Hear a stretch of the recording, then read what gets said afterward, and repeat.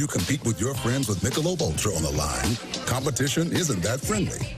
The trash talk, next level. And the stakes, oh, those are crystal clear.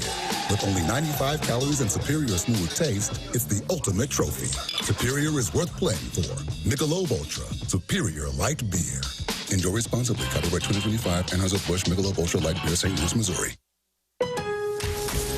Lowe's knows you want to spend less time shopping and more time on the job site. Bulk savings on trusted brands means big savings and more time on the job. Get up to 25% off select drywall when you buy in bulk. Buy more and save to make sure you're prepared for any job. Lowe's, we help, you save. Selection varies by location.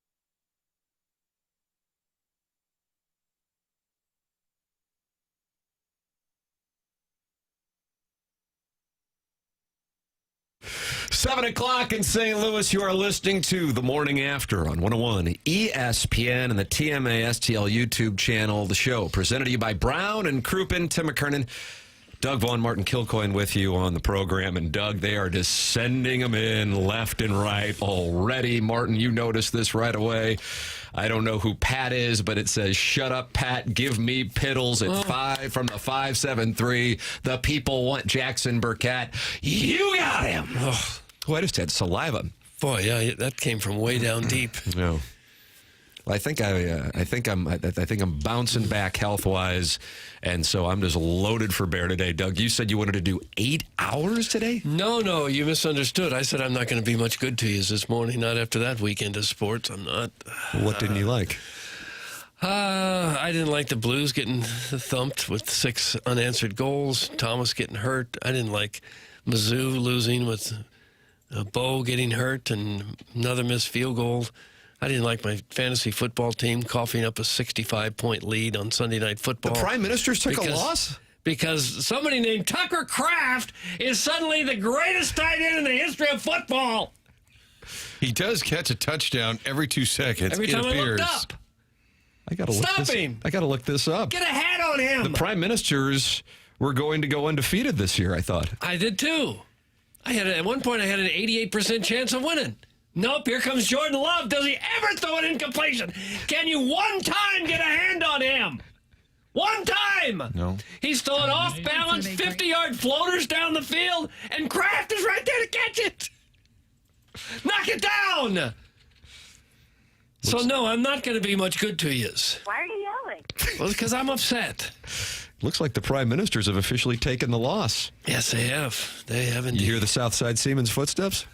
I just hear Kraft's footsteps.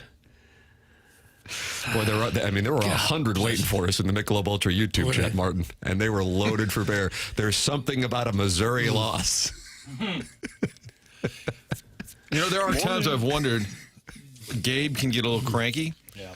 And then if you look at his Twitter account and how many people attack him when Mizzou struggles, I think I get now why he gets so cranky, because people are coming after him for his S takes, rhymes with biddy, and he said, they said, I'm not paying for your S takes. He said, these are free. There is, I would imagine you have to have this in the Fun with Audio papers. I mean, the Colonel actually texted me about it yesterday. Do you know which clip I'm talking about? Let's see if we're on telepathy. Really early in the postgame show. Yeah. A super chat came up of someone blaming Kirby Moore for Bo Perbula's injury. Let's take a listen. Let's see if we're on the same page. Piddles and I on tantric lovemaking. Ryan Wimhoff, as an OC, ever gotten 2 quarterbacks' legs broken on the same play in this? Guys, I can't do this stupid shit all night. Oh, come on, Gabe. Wow. Injuries happen. If you're blaming Kirby Moore for broken legs, you're stupid. I don't know how else to put it. Like, I can't do this all night. I am happy to have reasonable conversations. I agree the play calling was questionable. The OC getting the quarterback's leg broken that's a dumb comment. This is brutal. That happened about 3 minutes into what was, I think, an hour and 40-minute post-game show with the Colonel and Doug. He was not happy because they were not happy. Okay. And I think that guy who started it with the super chat, I think he probably put in about $100 worth of super chats throughout the post-game show just to have Gabe read his money well spent, I say. ROI season. I was watching at Cousin John's. We watched the game, and then you watched the Colonel's postgame? And then he put it up. Cousin John put it up on the big screen, and he said, "Now what's that?" And dollar figures were popping up on the screen, and I said, "They're paying to jump to the front of the line." And I said, "What a genius model!" That Ryan gentleman, who the Colonel had enough of early on, continued to pay. He had to be around $100. So that's his kink. He pays to yell and get yelled at. That's correct. And we don't want to kink shame, Doug, as you know. Well, if you want to yell at us, that's our gig. We have to do it for 4 hours. It's in the contract. 314-974-0101. Collier and Thompson phone lines. Then you got the Air Comfort Service text inbox. 314-399-9646. That is how you can text into the program.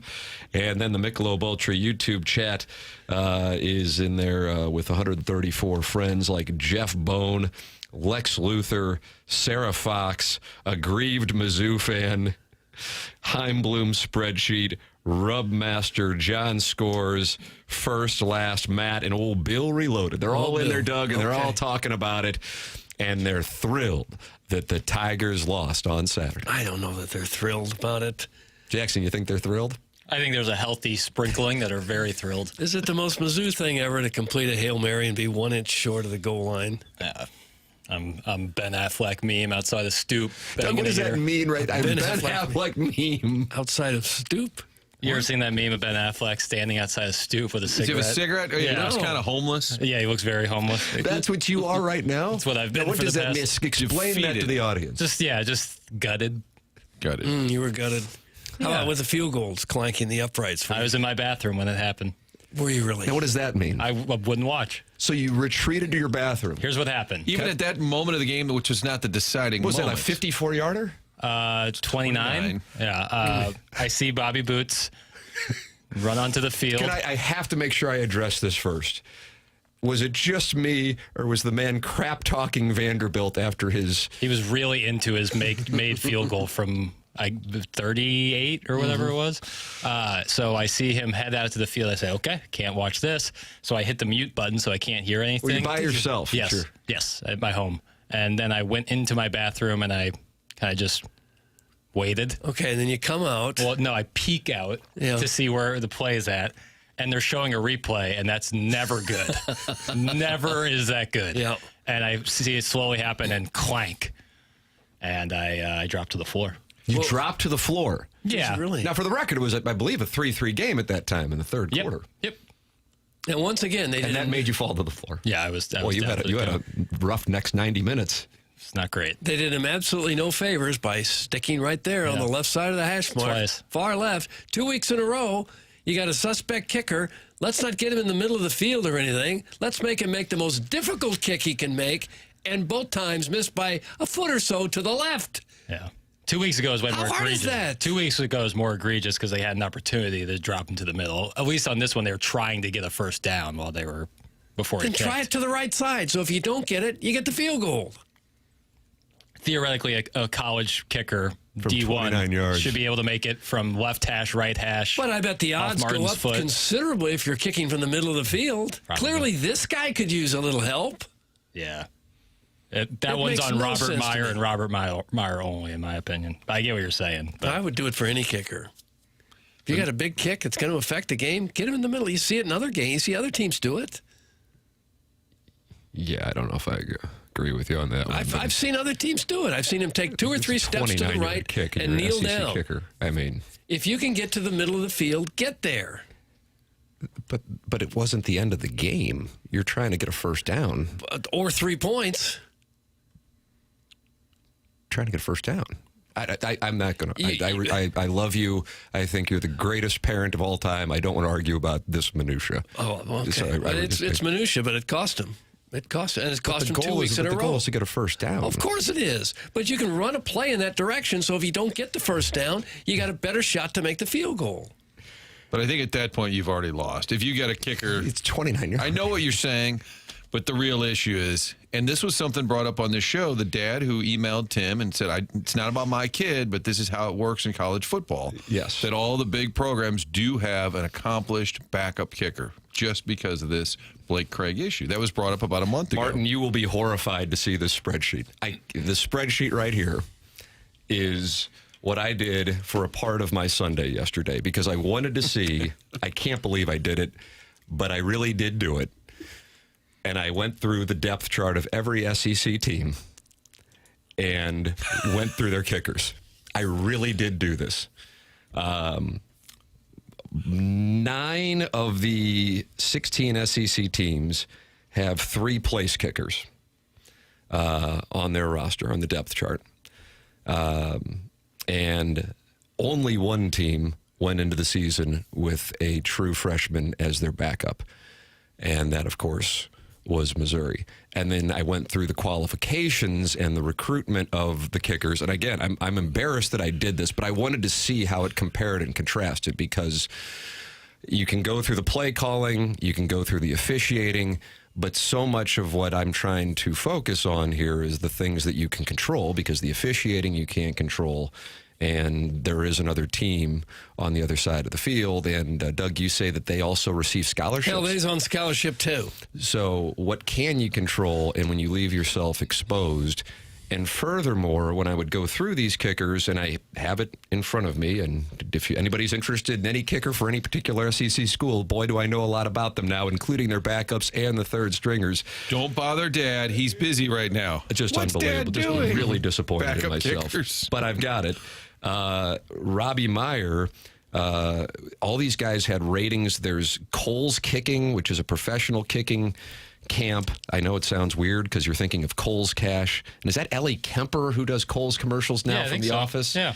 And then, of course, there's ESPN and 24/7 and Rivals rankings, and Lou Groza is the watch list for college kickers, and all of these guys have these kinds of accolades. Robbie Meyer is only known for rated number 12 kicker by a random site called Chris Saylor Kicking, of which he was a camper at Chris Sale's Kicking. So it's a little like the Barrett rankings. It is a little bit. If you are Shades. a customer, then you get ranked. This Yeah. guy went to his camp, and therefore he got rated. So I don't know what to say about that specific situation. What if he gets hurt? Had Missouri... Well, now then that gets into a whole nother conversation, which I was texting with the Colonel about this morning, that the backup kicker, who was a transfer from a JUCO in Oklahoma, started tweeting yesterday. Oh, yeah, Ryder Goodwin. Yes. He tweeted out a video of him hammering home like a 55-yarder. Yes. In other words, saying, Here hey, I am. I'm right here. Yeah. So that, yeah, so that took place yesterday. It's not like he's been doing that throughout. Trust in God's timing is what he tweeted out yesterday at 3:42 p.m. and then a video of him hitting a field goal from the logo at the Missouri practice facility. Now, I think there are plenty of other things to get into outside of the kicking, but what I would present is you can control if you have a backup to your kicker who is a true freshman, and only one school in the SEC had it, and that was the University of Missouri. And that is a problem. Now, you lose two quarterbacks, and then you're stuck with a true freshman. I can't be on somebody about that. You lose two quarterbacks, that's just, what are you going to do? You know, and we'll get into Matt Zollers, I'm sure. But from my standpoint, that's the best the Missouri passing game has looked in the month of October, was the second half with Matt Zollers, which is a separate conversation. But you can control if you are left exposed to an injury for your kicker when you have a true freshman. And as I said, 15 of the 16 schools in the SEC either had three or have three kickers. Some have four, and all of them have experience. Many of them have transferred, and if they haven't, they are Lou Groza or award winners or semifinalists, or in this case, kickers who have been at their schools for a number of years. That's Lou the Toe Groza. That's correct. So there is that element. But I think what has most Missouri fans raging, I think, let me make sure. Jackson, what are you most irritated by? Oh, man. What am I most irritated by? Tim, was that the question? What are you most He's in the irritated? tank. Because you're Ben Affleck, you're the meme. Yes. What got you there most? Red zone productivity. I mean, that's the true only thing I think you can really complain about, given the injuries that happened. The defense played as well as the defense. You can ask a defense to play against a top 10 team on the road. So I guess just not scoring when you had opportunities in the red zone. Martin, what would stand out to you? This is a cheap answer, but I would say same old result as a Mizzou fan. Big game. What are the 5 biggest games in the last 2 years? Last two, Yeah. so 2024 and 2025. Yes, what are the 5 biggest games from Mizzou? We got to name all of them? No, the 5 biggest games. Alabama, A&M last year. And Alabama, Vanderbilt, and I guess South Carolina. At the time, South Carolina, the meaningfulness of that game. Yeah, Right. and the result is they lost all 5. Right. And I think that's my frustration, disappointment. Circumstances are different in all of them, but at some point, you want Mizzou to win a big game. And yes, they beat Ohio State, the Cotton Bowl. I know, and they Yes, printed they did. shirts. Okay? But if you're a Mizzou fan, I think that's the frustration. Injuries happen, kickers miss field goals, but overall, some way, somehow, you got to win some of these big games. Doug, what would yours be? Because I guess what I'm looking for is a specific, and that perhaps it was poor phrasing on my part. It just seems to me that they can't get a break on a big play. They just can't seem to get a break. There were some questionable penalties, I thought. Have you ever seen a lineman called for a tripping? They had one where the Tollison, the center, fell over backwards because he stepped on someone's foot. The lineman then fell over him, and we take a tripping penalty. Put the hanky away, Zebra. Put it away. My specific one would be you have it at the 3-yard line. After, once again, these are breaks, but you force your breaks, and they certainly were tipping passes. This time they intercepted one, Dame Wilson. Just like to open up the second half against Alabama, Ty Simpson fumbles, Missouri recovers. Missouri goes into the end zone. In this case, tipped pass, Dame Wilson may have fumbled, but the call goes Missouri's way, that they get to keep the turnover. They get it down to the 3-yard line. You have it 2nd and goal from the 3. Ahmad Hardy runs, picks up a yard, and then on the 3rd down play, as opposed to go back to Ahmad Hardy, who, by the way, nearly rushed for 100 yards. This wasn't a case of like the Auburn game the week before. They run a play action that I don't know what it was. I guess it was supposed to be a screen to Brett Norfleet. That got blown up. And then on the 4th down play, you don't go to Hardy. You have Bo Prabula run it, and that was the play where he got injured. I have no idea how you can put your head on the pillow in a game that you, unlike the Alabama game, should have won. From my standpoint, this is my opinion. They were fortunate to be in the position they were against Alabama. This one, they dominated this one, and the defense ridiculously outplayed Vanderbilt's offense. And as opposed to putting the ball in the hands of Ahmad Hardy when he is picking up yards on the ground, you go with a play action, and then you go with a Bo Prabula run. And that, to me, speaks to play calling, and that is something that was the issue against Alabama as well, with not handing the ball off to Ahmad Hardy. And you might go, well, I don't want to hand it off against Alabama. They were starting to get hot on him on the run. Vanderbilt, they didn't. And that one, to me, is where you're going to have a real tough time reasoning that one with the He was averaging almost 5 yards a carry. Mm-hmm. Wouldn't you want them to have to stop your best runner? Yes, sir. 3 times. Yeah. Make him stop him. You 2nd down, run. 3rd down, run. If you have to do it one more time, you do it again.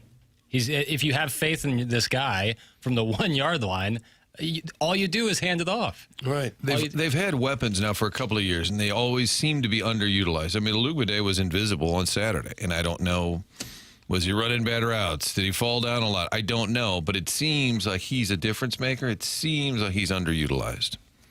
And it's a big game on the road. Get him involved. And again, with the Hardy, God bless Bo Prabula, because he has proven to be a pretty good runner, but that particular play didn't look real creative. Didn't look like it had much of a chance to work. It's the play they've been running with Brady forever, and it's been on tape 1,000 times for teams to watch. It's either the fake pitch or just kind of slide over to the right and try to find a hole. I kind of feel bad for Corey Batoon. Nobody mentions him ever. And the defense has been good now for a while, and he never gets I'm not saying as a hot coaching candidate, but he never gets any credit. That defense. What a shame to waste that performance. Phenomenal. Phenomenal. I cannot say enough good things about it, especially, I know this seems like a distant memory, but after, UCA and Louisiana and UMass, they happened. Missouri won. Lovely. But against Kansas and South Carolina, the focal point was the defense and questions in particular about the secondary. And the defense really came into its own, in particular in the second half against Alabama, and has been, God, I don't know if I can recall, maybe I'm just missing an obvious one, a Missouri defense that is more dominant than that. Diego Pavia, I guess he talked after the game. I don't know. It's fine, and that's what he does, and I'm not like busting his balls about it, but he was irrelevant. He was, I just kind of thought, okay, you just try to contain him because he's going to do his thing. And Bob Wischusen was certainly hoping to have a moment where he could scream about it, and he did on a, where there were 2 holds on it, and it came back. But he didn't do a thing. He was fortunate. If anything, he was a borderline liability for Vanderbilt, but that was because of Missouri's defense. And to not be able to capitalize on that performance when your offense was actually moving the ball on the ground and did dominate time of possession kind of at the level that Missouri had it done to them by Alabama 2 weeks earlier and lose that game. is really, really unfortunate. This is the first time, from my standpoint, that Missouri lost a game that they should have won since the LSU game in 2023.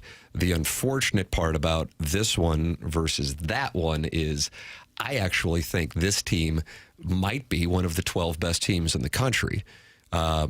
That year, there was only a 4-team playoff, and so once they lost to LSU and you knew you had a trip to Georgia still out there, it was going to be highly unlikely that they would be able to get in. In this case, strangely, and I was super high on Vanderbilt, I'm not as high on Vanderbilt as I was going into that game, and I'm higher on Missouri now than I was going into that game, which I realize sounds ridiculous, and it's probably immaterial because even if Missouri does win out, I don't know how likely it is that they would get into the college football playoff considering everything that's going on around the game, and you've got a freshman quarterback out there, and they'll be able to study him in College Station for the next 2 weeks as opposed to him being a surprise appearance in the second half against Vanderbilt, in addition to the fact that obviously they don't have a kicker. But this is a damn good football team, and it's unfortunate that barring a significant surprise, their season will finish at the end of November in Fayetteville, Arkansas. I thought if there's a silver lining, I thought it was the play of Zollers. I mean, to do what he did as an untested freshman in a crucial game, that was pretty impressive. Yeah, on the road. Incredibly impressive. He threw for more yards and more touchdowns and a higher quarterback rating than the Heisman candidate on the other side of the field, Diego Pavia. Yeah, he looked great. What I would say about is specific to his touchdown is the ability to maintain calm in the pocket, which was something that Bo Prabula didn't really show unless he was playing one of those 3 randos that I was citing earlier in UCA, Louisiana, and UMass. And then Bo Prabula would lock in on a receiver, as we saw at the end of the Alabama game when Alug Bade was covered and Marquise Johnson was wide open. If he goes through his progressions, what happens? Truly, what happens? And the touchdown that he did have, Jude James, I think he's the 3rd-string tight end. I believe he was the 3rd read in his progression. And this is a freshman quarterback. I think that was his 6th throw of the game. And he was able to, on 4th down, no less, have the presence, the calm to get to his 3rd guy and make that throw to the point that it was not going to be able to be defended by Vanderbilt. That is incredibly impressive. And I agree with you, Doug, from a big picture standpoint, that that's a true freshman. To see that kind of performance in those circumstances, super encouraging. Yeah. And I think we said at the time, after those games against Central Arkansas, Louisiana, Massachusetts, even going into it, thought you'd see him play a little more, Zollers. I think in those games, I would like to have seen him play a little more. We said that, right? Especially once you got the horn injury, too. Will you get Zollers a little more reps in those butt-ass games, as you would call them? Yes. I think we said it at the time. I'm just saying, I think he played great on Saturday. Would have been nice if he had even more seasoning before that. I think Wischusen made, he said, like, there was a thing on the Josh Manning crossing route. He's like a statue back there, and that's something we haven't seen. Even, like, Brady Cook was really mobile, and he would often, like, try to get yards. I felt like Prabula was always trying to scramble to find a way to throw the ball, and it would just end up him throwing away. But Zollers is like, I'm going to stand here. If I have to take 1.5 sacks a game, but I'm going to stay in the pocket, like, the pocket looks a lot cleaner when you're not bouncing around 1,000 times. And Prabula, I think, fell victim to that a lot. He got drilled a few times right after he threw it. Yeah. At the risk of sounding like the caller in the Gabe show, blaming the offensive coordinator for Prabula, maybe they ought to back off running the quarterback quite so much. If you've lost 2 of them already, who's after Zollers? I understand a running quarterback that's kind of the way the game is played now. It's a great threat. They've scored a lot of touchdowns. It's a great play, but at some point you got to do what you can to protect your guy, don't you? But does Missouri have anybody they can hand the football to and run it? Yes, they do. They got a couple guys who are really good. Okay. Maybe let them do it. I have the wrong box score up then. I mean, you lose. What happens if Zollers? Who's to say Zollers is not going to get hurt? Then what? Tommy Locke. Yeah. And Gabe's right, injuries happen. But at this point, to Doug's point, if you keep running the quarterback, that increases the chances of your quarterback being sooner injured. or later, they get nicked, no matter who they are. If you're a 210-pound quarterback and you're getting hit by 300-pound linemen and 250-pound linebackers, sooner or later, something's going to happen. Gabe will join us at 9 o'clock and talk it over. That's brought to you by James Carlton. Chris Kerber with us on the other thing that made Doug's weekend. So it was Kraft of the Packers. It was the Missouri Vanderbilt game. It was the Blues up 4-0 on Wingy and then losing 6-4. Illinois got bounced out of their rankings. Got lost killed. to Washington. Yeah. Jackson, anything else? Am I leaving? Missouri beat Kansas State in an exhibition basketball game Friday night. Looked pretty damn good, too. See, there you go. Okay. There you go. Now, Silver how about lining. that? Something to hang our hats. Sean Phillips. Sean Phillips. Buy stock? Oh, he's a load. And then you got a little, Don't you hear do that little the percussion? percussion. You're Yeah, back. Right. All of We a didn't sudden, need you're that. back. Jaden Stone. Remember that name. Jaden Stone. I don't like to be told what names to remember. But you're going to have to. Okay. You have to sit there and take it. It is wonderful to have a new sponsor on the program. That is the name of the game, isn't it, brother? Isn't that the name, Jackie Yes, Papers? it is the name. It is the name of the game. And we welcome FanDuel to TMA. And finally, Doug, you will be able to enjoy wagering in the state of Missouri. It's fast approaching, and what a treat that is for TMA listeners. On December 1st, you'll finally be able to bet all your favorite teams and all your favorite sports. America's #1 sports book is coming to Missouri. With FanDuel, there's tons of ways for you to get in on the action. You can bet on everything from the money line to overs and unders to which team will win it all. Plus, with live betting, you can even pick which player will score the next touchdown and the one after that. So, see for yourself why FanDuel is America's #1 sportsbook. Visit FanDuel.com/Missouri to download the app. It is FanDuel coming to Missouri December 1st. FanDuel, play your game. Must be 21 or older and present in Missouri. Gambling problem? Call 1-800-GAMBLER. Tim McKernan, Doug Vaughn, Martin Kilcoyne with you. Little Jackie Papers on the ones and twos. You are welcome to load up the phone lines by calling in the Callier and Thompson phone lines, 314-974-0101. Text into the Air Comfort Service text inbox, 314-399-9646, and talk it over with other TMA listeners on the Michelob Ultra YouTube chat. 224 friends have already gathered early this morning at youtube.com/TMASTL. It's TMA, presented to you by Brown and Crouppen on 101 ESPN.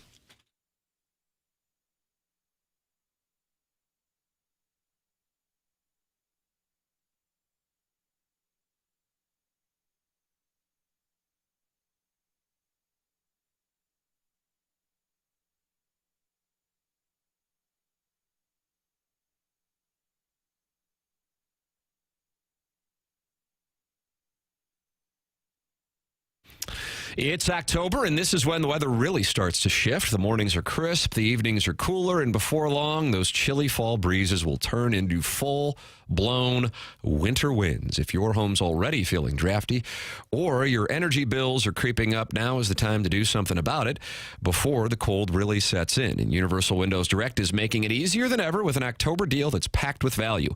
Right now, buy 2 windows, get 2 free with no limit. Plus, enjoy 0% interest for 3 full years. And to top it off, get an extra $500 off your entire home improvement project when you schedule this month. It's the perfect time to get ahead of the cold weather and upgrade your home's comfort, energy efficiency, and curb appeal. And the process couldn't be easier. Universal's professional team takes care of everything from the free estimate to the expert installation. You'll get high-quality windows installed right with savings that make the timing even better. So while you're swapping out your wardrobe and breaking out the jackets, go ahead and prep your home for colder weather, too. Call 314-334-2522 or visit universalwindowsdirect.com to schedule your free in-home estimate. Buy 2, get 2 free, 0% financing for 3 years.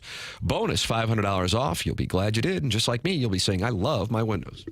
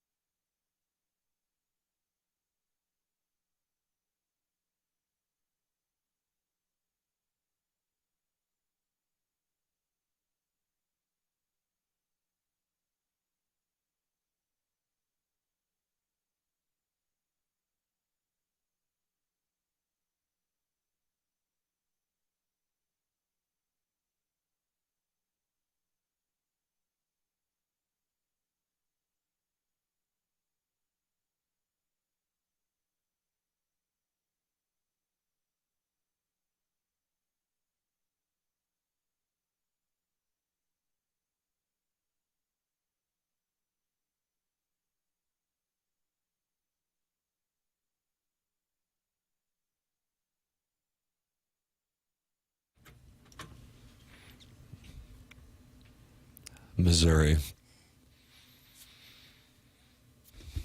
The Blues up 4-0 in Detroit. Illinois and Seattle. Brian Kelly grinding on recruits. At the pearly gates. Pays well. Was he going to get $54 million? 53. Dang. That's just grotesque. That's as bad as a CEO taking over a large corporation, tanking it, and then getting a $50 million golden parachute. It just kind of makes you sick, doesn't it? It should. They're having like meetings in the state house in Louisiana to figure out if they were going to fire him or not. Oh, It's insanity right now. and it isn't over. Hugh Freeze was very fortunate. The boys came back in front of 3 or 4 people in Fayetteville, Arkansas on Saturday, or else Bought himself 2 weeks there. or else he would have been exiting. It is quite a time, and that certainly means that Missouri fans will be wondering what will be going on with their head coaching position. Because let me see if I can do this from memory. What do you think is the most glamorous availability right now? Is LSU? LSU or Florida. Not Penn State. I was going to say LSU or Penn State. I think the recruiting base of both LSU and Florida edge it out over Penn State. Well, either way, you got LSU, Penn State, Florida. And then Arkansas, I would imagine Florida State, but at the moment it's still occupied. I would imagine Auburn. I think Oklahoma will also be one when it's all said and done. That's starting to come home to roost. That schedule is just brutal. I mean, they got to go to Tennessee. Yep. They still have to go to Alabama. They host Missouri, and then they have LSU. It'd be tough. I mean, It's going to be tough for Ole and Miss. it's not like he had a lot of equity, Brent Venables, I'm talking about, going into the season. So that would be another one. And then if you're one of the schools that is going to be looking for a coach, where are you going to find him? And then the guy who is the number one, let me make sure we're all on the same page, because I don't want to just assume the number one prospect in coaching would be... Available, you mean, right now that could go to any job? Well, who do you think is the hottest item in college coaching? Signetti, I would say, is Marcus the Freeman? he's Signetti is signed. not going anywhere. Marcus Freeman? But he's not going. I would say I guess you Lane, never I know, thought Lane right? Kiffin, but maybe that'd be glad we talked I about would it. know because Lane's answer. At this point, James Franklin's moving up because there's so many James jobs Franklin open. will have a job. You're right. But Lane Kiffin, to Mississippi's credit, and God, I should have known Mississippi was going to win because we all picked Oklahoma. That's the way that it works. That he's going to be coaching. I mean, they would have to lose. Their schedule is just as friendly as it could possibly get in the SEC. I know you're worried about the Citadel, Doug, but outside of the Citadel, what they have South Carolina, Florida, and Mississippi State. Yep. I mean, Lane Kiffin is coaching up until December 20th. Yeah, so how do you handle these? See what I'm saying? Right. For that spot? So that's a situation. Yeah. So with that all established, do you think Eli Drinkwitz will be leaving Columbia? To take one of these jobs or to get fired if he loses another game. Wow. It's kind of the way it works now. I think he's safe at Mizzou, but does he kind of say, you know what, dadgummit, it's time to go? I think the thing that would get any coach to leave is if you get one of those $50 million buyouts as an insurance policy. If I go and I don't get it done, I'm going to walk away with $50 million. It wouldn't surprise me if there's some of these coaches, like Kelly, in their 50s and 60s. They've been grinding like this for years. Literally. And the pressure is enormous to win every single game. I wouldn't be surprised if a lot of them say, oh, okay, fire me. Could care less at this point. If Eli Drinkwitz leaves before December 1st, 2025, he must pay $5 million to the university. If Missouri fires him without cause, he is owed 75% of his remaining guaranteed compensation, which is approximately $35 million as of late 2025. To be crystal clear, I'm just reading this for the purpose of getting buyout information. No one on the program is saying they think he is going to get fired. And paying $5 million is nothing if you get a big-time job. That's correct. And you can pay in gift cards. I'm good for it. I think if they lose... $28.9 million buyout is what other schools would have I to think if pay. they lose another game and more people are kind of chirping at him, I think he might get frustrated and say, screw it. People are throwing money at me to go to one of these other jobs. I think he'd have to. First of all, you have to consider it if you're any coach. I don't think he's looking to leave, but I think if there was a little more noise and people got really frustrated with this season, I think that might be an impetus for him to say, you know what, y'all sick of me, here I go. I agree with you on that. I do agree. I think the circumstances with him being one of the names that are mentioned, combined with the likelihood, I don't know how Lane Kiffin would handle it. Outside of Ohio State and Indiana, and I guess at this point, now that they won on Saturday night, I just don't know how. I mean, A&M could certainly, I know it doesn't sound right now because it's prisoner of the moment. Missouri could beat Texas A&M. I don't have a doubt in my mind about that. And I guess Texas could beat Texas A&M. I know that sounds crazy as well, considering they have their issues with Mississippi State in overtime and Kentucky with overtime. I still think Texas A&M is probably going to go into the playoff. I don't know if there's anybody else who has as likely of a spot in the college football playoff as Ole Miss, and part of that is based on the favorability of their schedule. And so then what happens with Lane Kiffin if he's coaching until December 20th? That's... Yeah. Do you see what I'm saying? Could he possibly behind closed doors, somehow behind closed doors without someone leaking? No, the answer to that is no. I don't even know where you're going. I don't know. I guess the answer, of course, I guess can't say no to anything. Sure. But I just can't imagine. So you're saying he would have to be willing to leave while they're on a potential championship Which is run? non-starter. Right. Not going to happen. Right. And, by the way, they could be in the SEC championship game, which means they could be the SEC champions. Yeah, for sure. I mean, that was an incredible, what they've done the last 2 weeks. To their credit, I was underestimating Ole Miss. I'm looking at Ole Miss, I'm going, God, you had problems with Washington State and Arkansas at home, and your only win really of note is LSU. You know, got beat by Georgia, but played them tough. Had the 9-point lead in the third quarter. What they did at Oklahoma, I thought, was incredibly impressive. Now, I don't know what John Mateer is versus the guy he was in September. If you can recall, he was the Heisman favorite in September. The world has changed quite a bit in Norman, Oklahoma. But either way, those last 2 weeks of performances by Ole Miss and their remaining schedule, I'd be shocked if Ole Miss is in the college football playoff and maybe in the SEC championship game. And so then that means he wouldn't be playing until New Year's Day if they win the SEC championship. And I could see damn near anybody winning the SEC. Right. What if Florida's no, we're not going to fill our coaching vacancy for now. We're just going to sit here and wait. And it's what is that, when a telegraph? When the portal opens up? Yeah, they right. could do that. Exactly. They could wait. But they would be, then next season's a wash for Florida if they do that. I'd like to hear some of the phone calls that either the athletic director or the president of the college has to make to the donors to say, hey, we've got this quarterback. Can you give us just another $3 million? We want to build part of the stadium. How about you give us just another $70 million? The coach got fired. Could we count on you for another $25 million? How many years? How often can you keep doing that? Maybe it's indefinite. I don't know. Maybe there's just so darn many people out there willing to cough up their money for college football that this can continue to go on like this. It doesn't seem like it's a recipe that could go on indefinitely to me. Maybe it can. If you're Brian Kelly, are you heartbroken? You're told you're fired? Not in the least. And I like how they didn't say he was fired. They've decided to move on. Decided to move on. Brian Kelly, for the record, Martin is 64 years old, and he has $50+ million coming to him. They are still finalizing the buyout, but what he is owed is $54 million. I want him to say, "This is a great day for my family. I got a big check." Or just drop with my family. Drop the accent altogether. Yeah, I don't understand that. And he's probably made, I don't know how much he's made over his career, but I'm probably sure made $50 million already. Yeah, he may have. This is a great way to get started.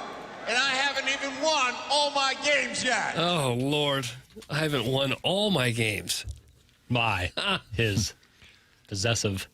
But you look at that, and if you're a Marcus Freeman and schools are calling you like crazy, you say, you know what, I got it pretty good. Why do I want to go somewhere for 3 to 4 years and get whacked? And that's the other thing, too, is if you're, Tim, to your point about Oklahoma maybe or some other schools that might let go, if you're a school right now that's thinking about firing your coach and you see the jobs that are out there, would it not behoove you to maybe wait it out for a year? Could not agree with you more.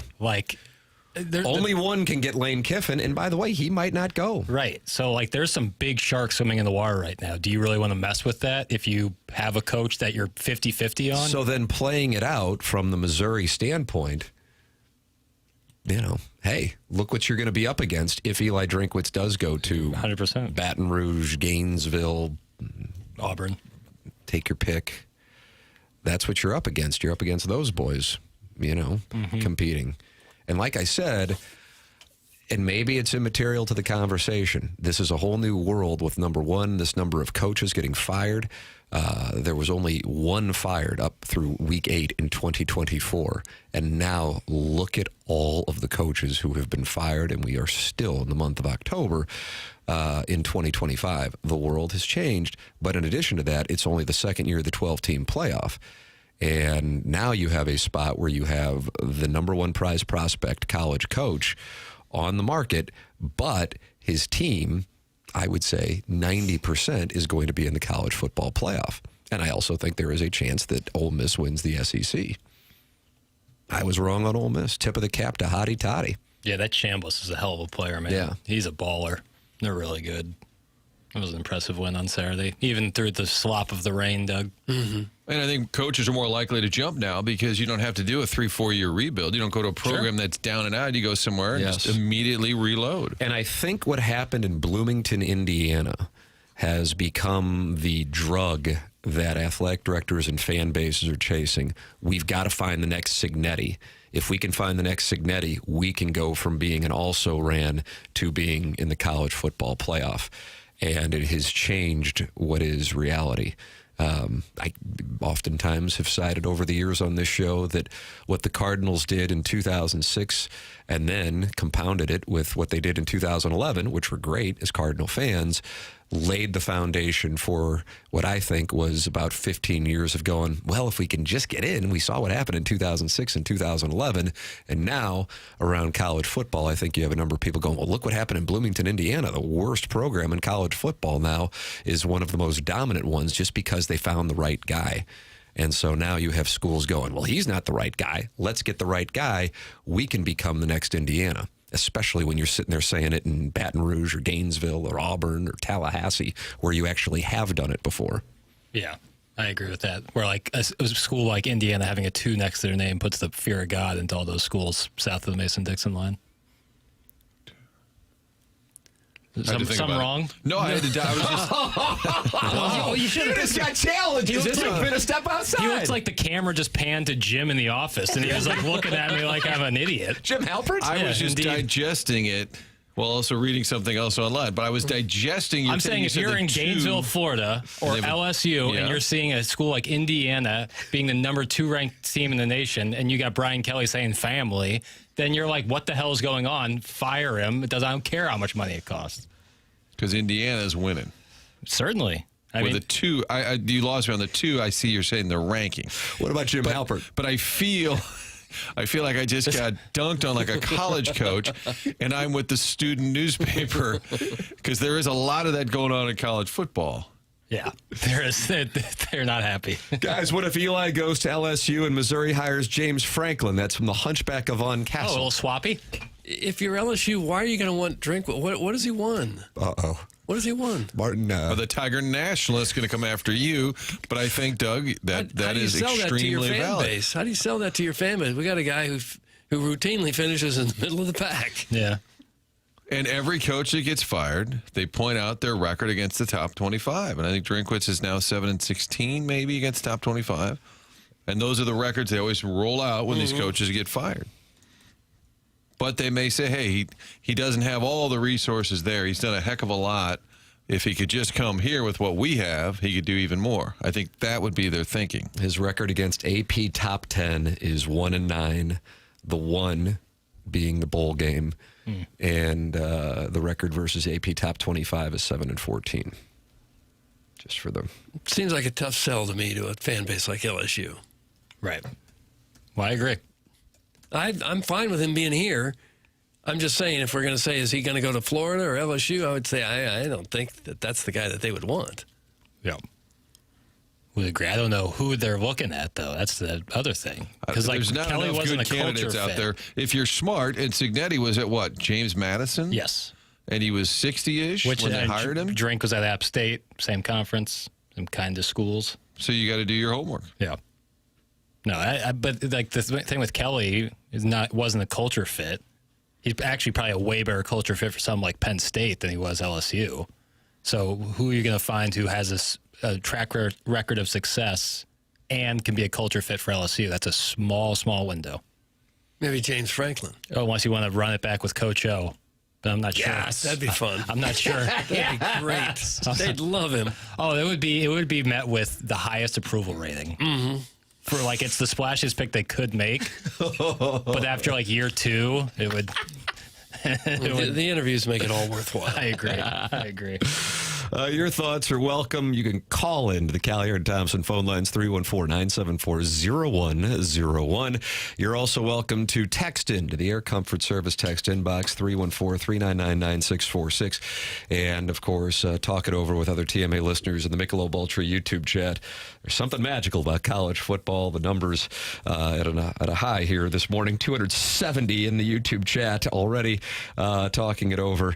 And I would imagine when the Colonel goes on, that's when we go up into the mid 300s. The Colonel brings them out every time. He's a showstopper. He is. That's coming your way at 9 o'clock. Brought to you by James Carlton. Chris Kerber is going to be with us coming up at 8:15. The program's the morning after. It's presented to you by Brown and Crouppen on 101 ESPN and the TMA STL YouTube channel.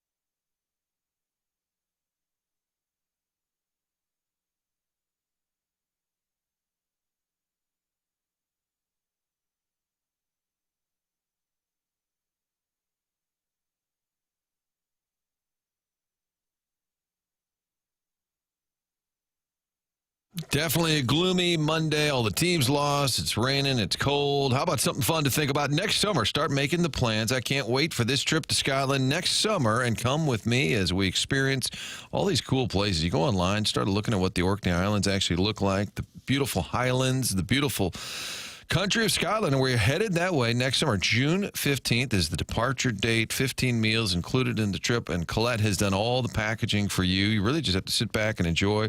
We'll be doing some special cooking experiences, the whiskey distillery. It's going to be a trip of a lifetime, and we're going to have a little get-together a couple of weeks out. November 11th, we'll meet over at Altair Travel. They've got a great meeting spot called the Living Room at 6 o'clock that night. We'll go through all the details, so meet me and the folks from Colette to go over all the trip details.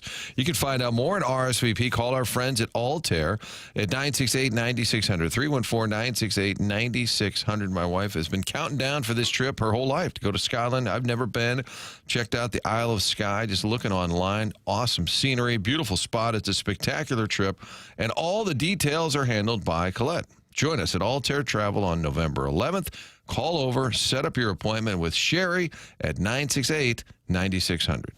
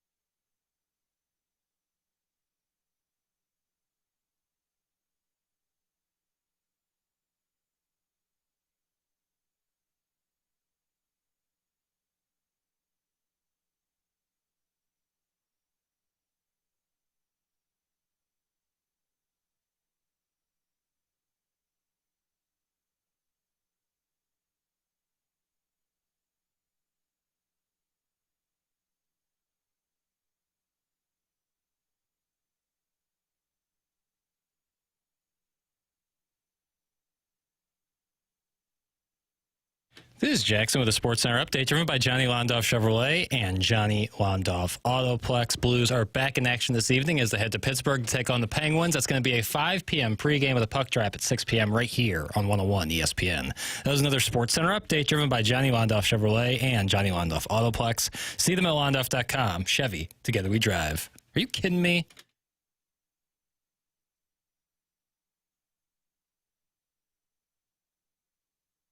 It's TMA 101 ESPN. Chris Kerber is going to be with us at 8:15 on the debacle that was Saturday evening in Detroit, Michigan. Doug, 4-0 lead. Everything looks wonderful. Oh, here comes Jimmy Snipes skating in to make it 5-0. Oh, no. Big stop. Oh, there goes Robert Thomas with an upper body injury. Oh, here comes 6 goals. Oh, no. The 4-0 lead is the worst lead in hockey. You've always said that. Yeah. Chris Kerber will give us his thoughts on 4-0 leads coming up at 8:15 here on 101 ESPN. It is 7:59 in St. Louis, and now it's 8 o'clock, which means it's the Fisher Window and Door Store 8 o'clock hour here on TMA, and you're welcome to call in. 314-974-0101, Callier and Thompson. Phone lines, text into the Air Comfort Service text inbox, 314-399-9646, and then talk it over with other listeners in the Michelob Ultra YouTube chat. Adam Welly says, have we gone over Mizzou's path to the playoffs yet? Eli Drinkwitz was asked about it. Jackson, you have the audio right here, and he mentions going to bowls. That's what we do around here. Really, really proud of the fight. I mean, that's what this game is. You know, they're one-play games. We're going to be disappointed in 3 or 4 plays that we had opportunities to win and we didn't get it done. And they're going to have to fight. You know, they're going to have to fight. It's, you know, there's going to be a lot of negativity based off of the injuries and all that. And they just got to fight, you know, fight it and rally together. As a coaching staff, as a group, we got to rally together and find a way to keep moving forward. You know, there's still a lot of football left, a lot of opportunities left.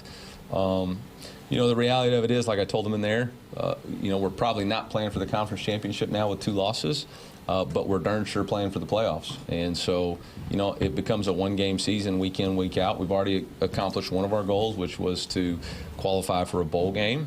And so now it's free football to see what kind of opportunity we have next, you know, and that's what we'll do. We'll take it one play, one game, one day at a time, and we'll see what happens. But you know, they're going to be hurt, disappointed.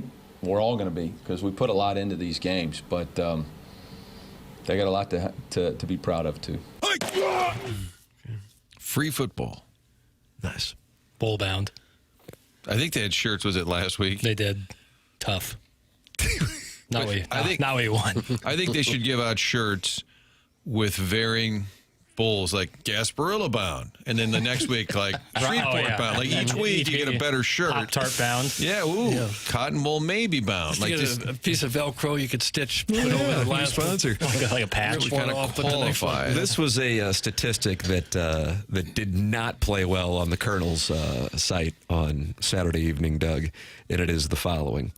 Eli Drinkwitz has never beaten an SEC team that finishes SEC play with a winning record since he has been the head coach at Missouri. Well, that hurts. Their record over 5+ seasons with teams finishing with an above 500 record in the SEC, not 500, but a winning record in the SEC is 0-14. Oh, well, those are just numbers, Timmy. Not great. No, which is why I question whether he would indeed be a leading candidate for some of the premier jobs in the country. I'd be curious the margin of victory on those games against teams that did have that finishing with above 500 in conference play. Because there's obviously like the Alabama game last year where you get smoked, Texas A&M last year you get smoked, but a lot of them are one score, maybe 10 points at most games. And it's like, if you can't win those games where you really have a chance, if you're within one score, you had a chance. That's damning as well. Qualify for a bowl game? This guy's a scam artist. Oh. That's from Steven Time. He's not happy with that soundbite. Alan Dadeville, Doug, he loves the Georgia Bulldogs. And he says, if he made that comment in Gainesville, I would dive into the Florida message boards for hours. That's from Alan Dadeville. He doesn't think mentioning going to bowls in Gainesville would fly real well. I think there was a time when being bowl eligible was a big deal, but Yeah, that the time has 1990s. passed.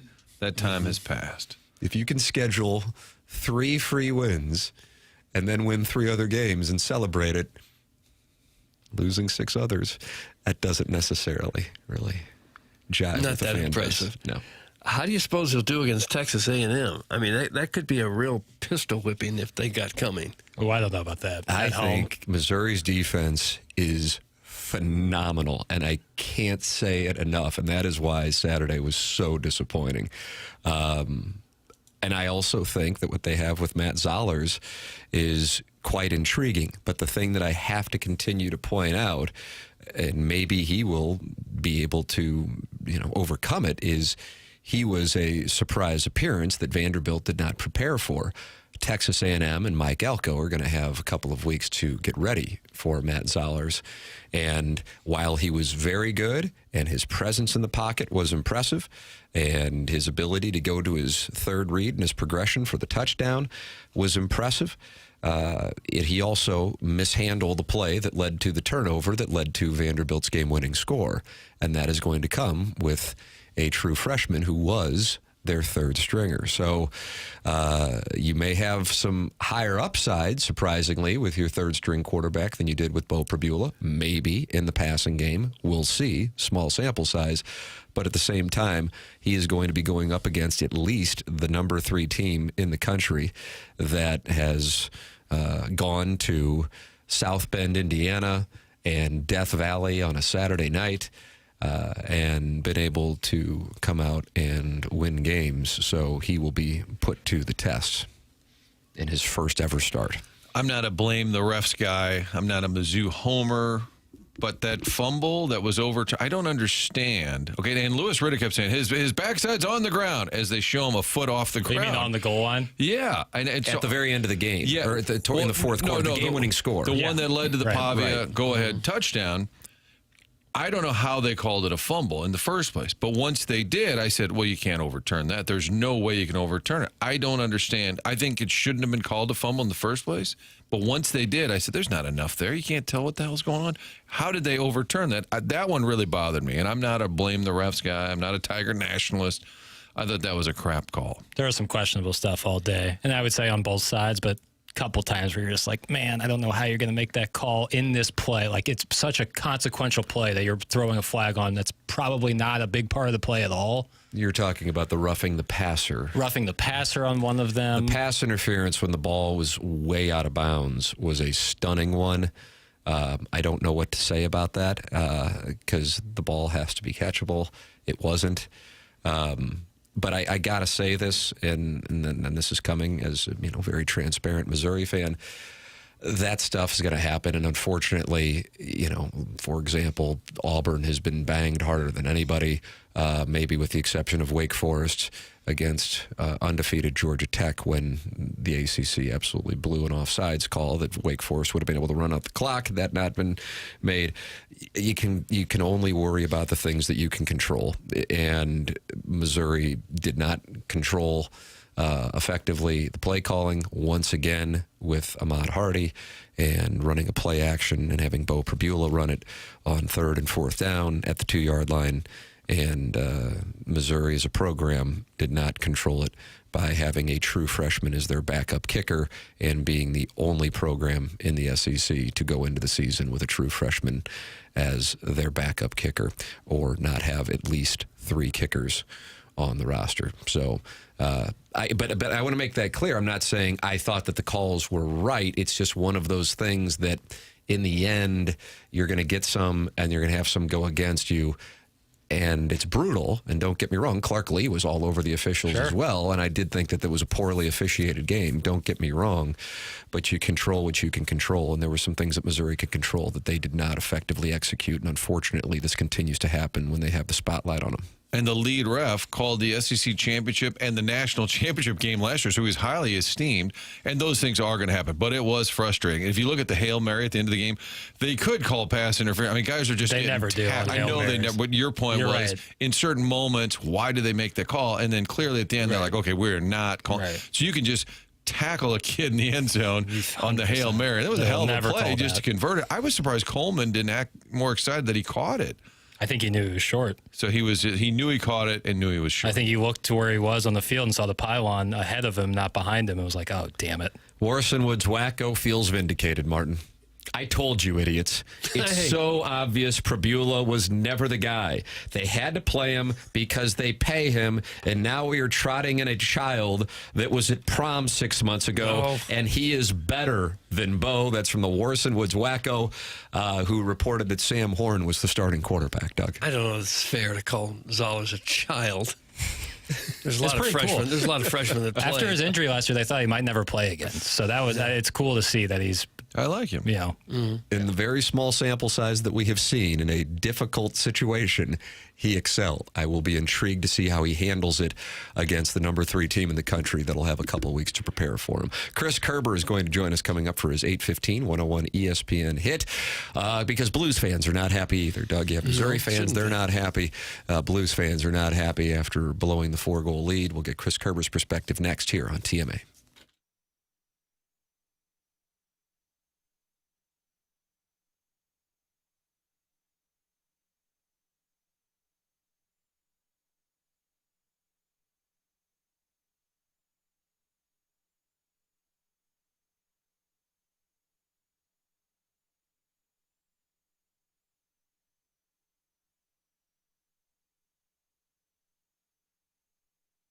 Together Credit Union all around the St. Louis area, togethercu.org. They do so many cool things like the City SC debit card, the Zoo debit card, things that are very St. Louis based, kind of having fun with it. And with that City SC credit card, it got you all these special perks when going to soccer games. The Zoo debit card was donating money back to the Zoo, all about the community, and they even have a home loan for you dedicated to our community contributors. So if you are a teacher, first responder, firefighter, they have mortgages carved out just for you. Find out more at togethercu.org. Doing all sorts of great things here in town, St. Louis based. Find out what's available for you going online or stop by one of those 14 area branches with all the cool things like the Zoo debit card, the City SC credit card, and now a community contributor mortgage designed just for you. So sign up today by going online, find out all the terms and details. Together Credit Union is federally insured by NCUA.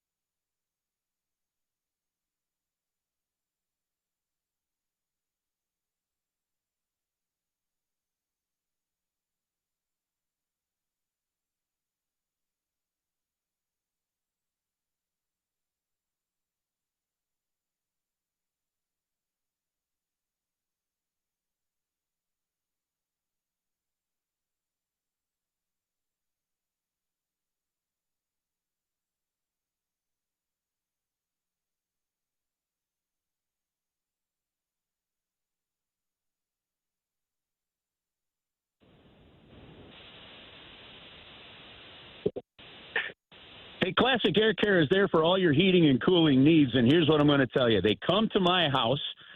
They make sure that everything is ready to go for the winter. We're at that time of year where you're going to be turning that furnace on and off depending on how the weather goes, and you want to make sure it's working. Look, one of the things they're going to do, they're going to test the heat right at the source, and then they're going to go to one of the furthest vents and see what the air temperature is. And there's a certain variance allowed. If your furnace is not blowing within that certain variance, they know that there's an issue. They're going to get it fixed. If you're in the market for a new furnace, now's the time to do it before certain rebates expire as well. But it's Classic Air Care, and they're there for all your heating and cooling needs. Now, look, you can change your air filter. That's the number one thing you need to do on your own. But maintain the unit. They've got service plans available that gives you priority scheduling. There's over 100 trucks on the road each and every day, and they can typically get to you within 24 hours. That's why they've got a 4.8 Google rating. Check out the ratings and see why so many people go to Classic Air Care. ClassicAirCare.com. They've been making people comfortable since 1926.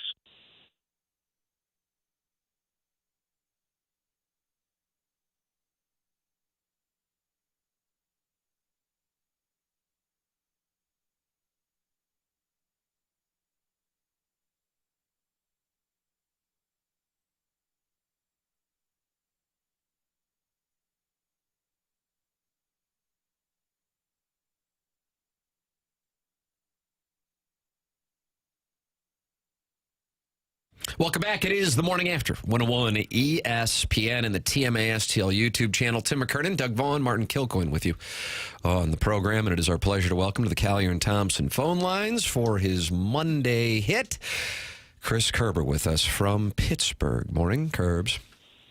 Morning, Tim. I was just walking past a trash can with an empty coffee cup, and the options were waste only, compost, or bottles and cans. Now, I know it's not bottles and cans. Yeah. It was cardboard, so I got to think that's compost, Doug, right? it's compost? Is that compost, Doug? I don't know. Wow, I think that's just for compost? that's like banana peels is compost. Yeah. Oh, so something that's compost would biodegradable. only be like actual food stuff? Yeah, like an orange rind. Right. Grass. Oh. Can you go back and pull it out of that trash can and put it in the other one? No, I don't think I'm going to. I put it in the compost one. I got it. I hope. I don't think I'm the only one confused on that, but that's all right. It's all right. It's been a rough year all the way around. I like the trash can that put pictures on it, you know? Chris Kerber with us here on the program. I don't know where to start with Saturday, and I kind of got the sense that you and Joey were going, boy, what do we say about this one? I mean, so many elements of that were disheartening. To lose the 4-goal lead, to lose Robert Thomas, I would imagine that has to be another significant kick to the midsection for this hockey team, and they're going to have to try to pick themselves up tonight after the debacle Saturday. What are your thoughts on what we saw Saturday? Well, that's why I started the conversation off which trash can do I put the coffee cup in, because I don't know that I've got an answer for you either. Yeah, that one was tough. Yesterday was an off day, so we'll get to the rink here in just a little bit, leaving in about 10 minutes for the rink, and get a feel for where things are. You know, one of the things that happens is fans can get a little worked up after a game like that. I can tell you that, honestly, when you're around a team on a regular basis, it's actually the team that kind of calms you down and gets your perspective straight again. Right now the Blues are sitting 8 games in, last place in the Central Division. Utah's won 7 in a row, so they're already sitting 9 points ahead of the Blues in the standings, and you don't want to fall too far back behind. Why that happened, I have no idea. I think the one thing you do look at is you look at the starts of this team over the last 3 or 4 seasons, and they've been quite similar.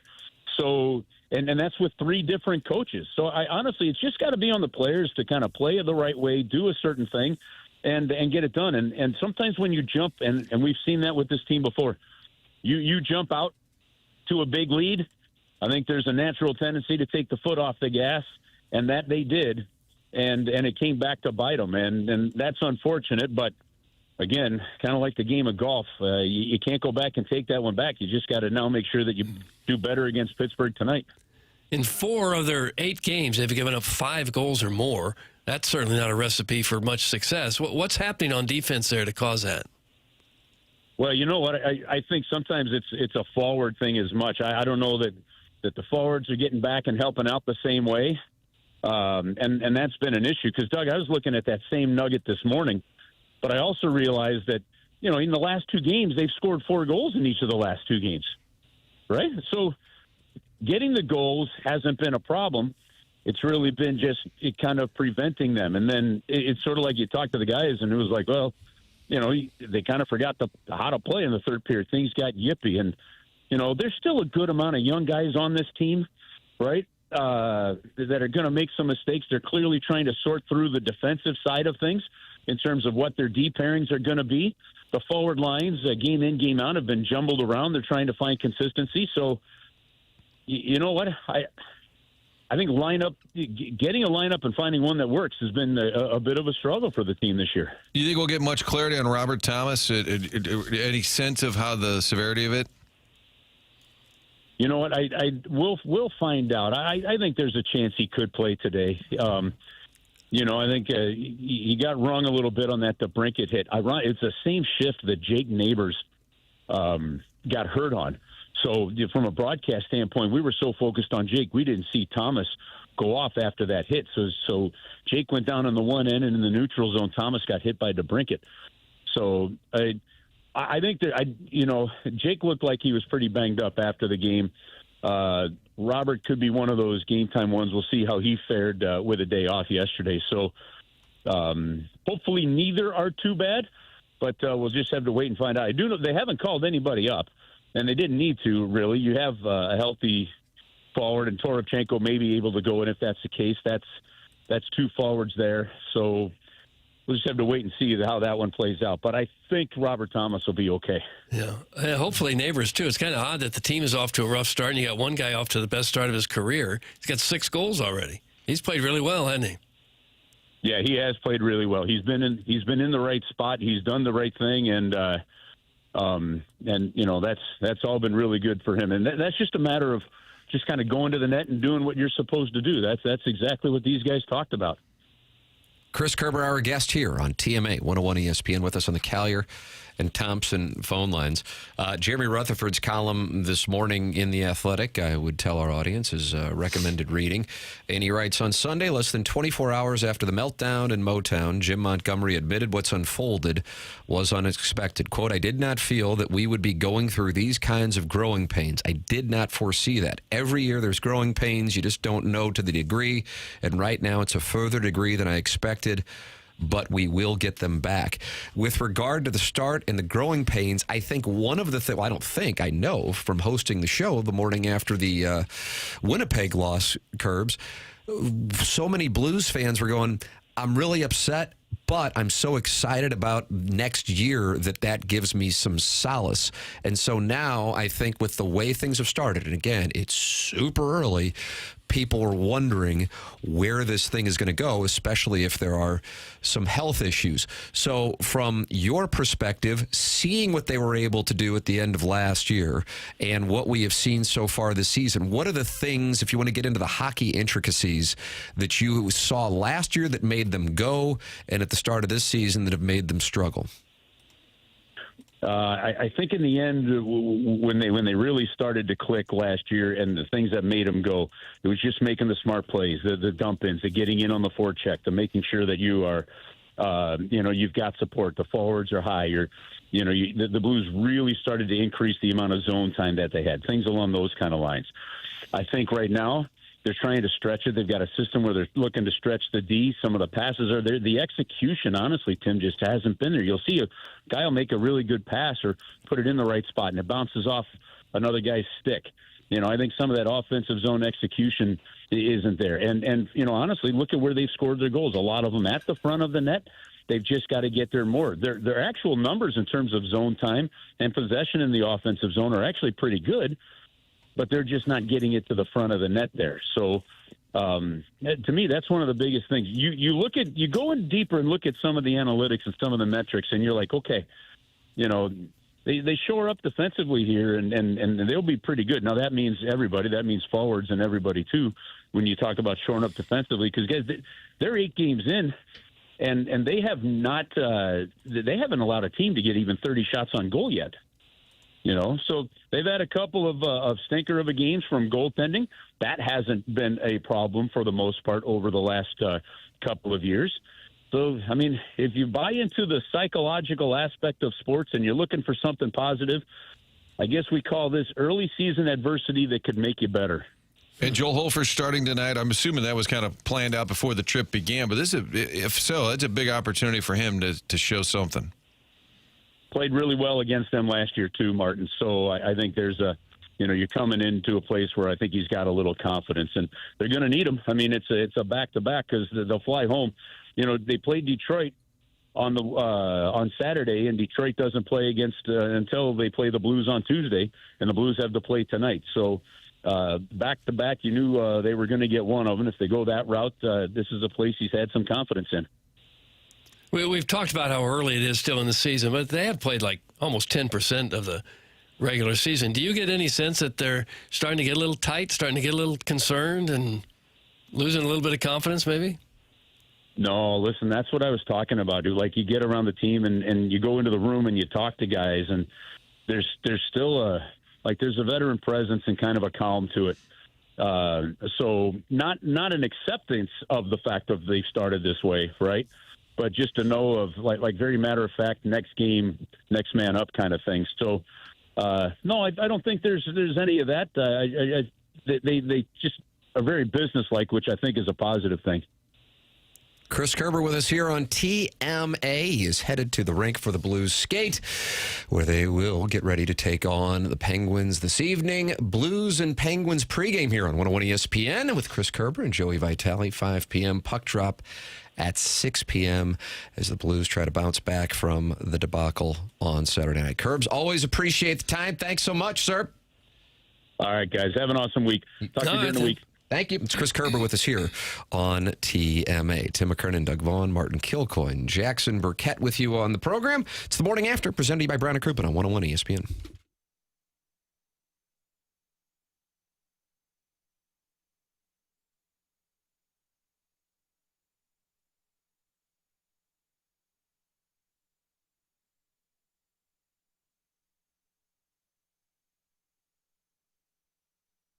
Michael's Flooring's been family and locally owned for over 30 years. Online at igotfloored.com with locations in Creve Coeur, Darden Prairie, and in St. Peters. You can go online right now and get 3 free samples from Proximity Mills just by going to igotfloored.com. Michael takes pride in helping and making sure that his employees are happy and make a great living, and then they pass that along to the customers. Just come in or talk to them and you're going to see the difference.